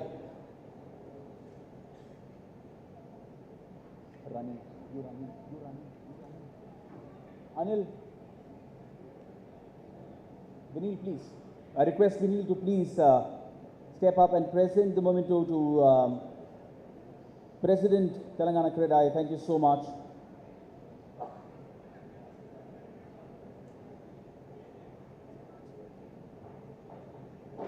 Thank you so much, sir. Thank you so much, Vinil. Thank you for being here. Right, so we kind of addressed all the major concerns and questions, and now it's time to say thank you. So I invite CREDAI Hyderabad Vice President, Mr. G. Anand Reddy, to present the vote of thanks. Thank you, sir. Minister Garu, it's always inspiring to listen to you, and it's always nice to know the macro level picture of the Telangana, and that's one of the reasons why we keep choosing you to come here as a chief guest. So that's the one of the reasons. Sir, a couple of the clarifications that we would like to give based on the feedback that you gave. On the collaboration, sir, sir. on the collaboration, sir, if you recall, as a part of the TSB pass, we have collaborated with Ernst & Young and developed the TSB pass along with the MAUD. Recently, sir, on the Fire Command Center, which has been getting built, we actually collaborated and contributed as a part of the, and as part of the skill set, the Telangana skill set that you are dreaming to create, we'll be more than happy to participate along with our friendly builders as well. Sir, on the third one, on the challenge that you posed us, why we are not in other cities, obviously we are so comfortable in this city, and those guys are not comfortable, so they are coming back here. So that is the catch here. So we are sorry to say that we have failed your challenge, but we are comfortable doing what we are here. We don't want to get into uncomfortable zone over there. Another thing, sir, I mean, obviously the builders have actually diversified in the last 7 years. If you look at it, we were always in the residential sector, including myself. We moved into the logistics center. We built a 1 million square foot warehousing. Similarly, my other builder, Girdari Homes, has built a Haldi golf course, which is 1 hour from the Metshal in a 265 acres, sir. So that is also a kind of a world-class golf center. Third thing, like our good friend Subbareddy Garu has diversified from the residential to the office spaces and giving competition to the national players as well. So this is a challenge has taken at the micro level, not at the macro level. So that's what the clarity. Thank you, sir, again for gracing this occasion. Thanks all the members for being here, for listening, being for patient hearing. Also would like to thank our MLA Gandhi Garu, Bhaskar Rao Garu, and the Lakshma Reddy Garu, and all my colleagues on the dais. Special thanks to Nitish, convener of the property show, who has made sure that everything has taken care and has delivered such a fantastic show here. And also to all other CREDAI youth members, sponsors, media, bankers.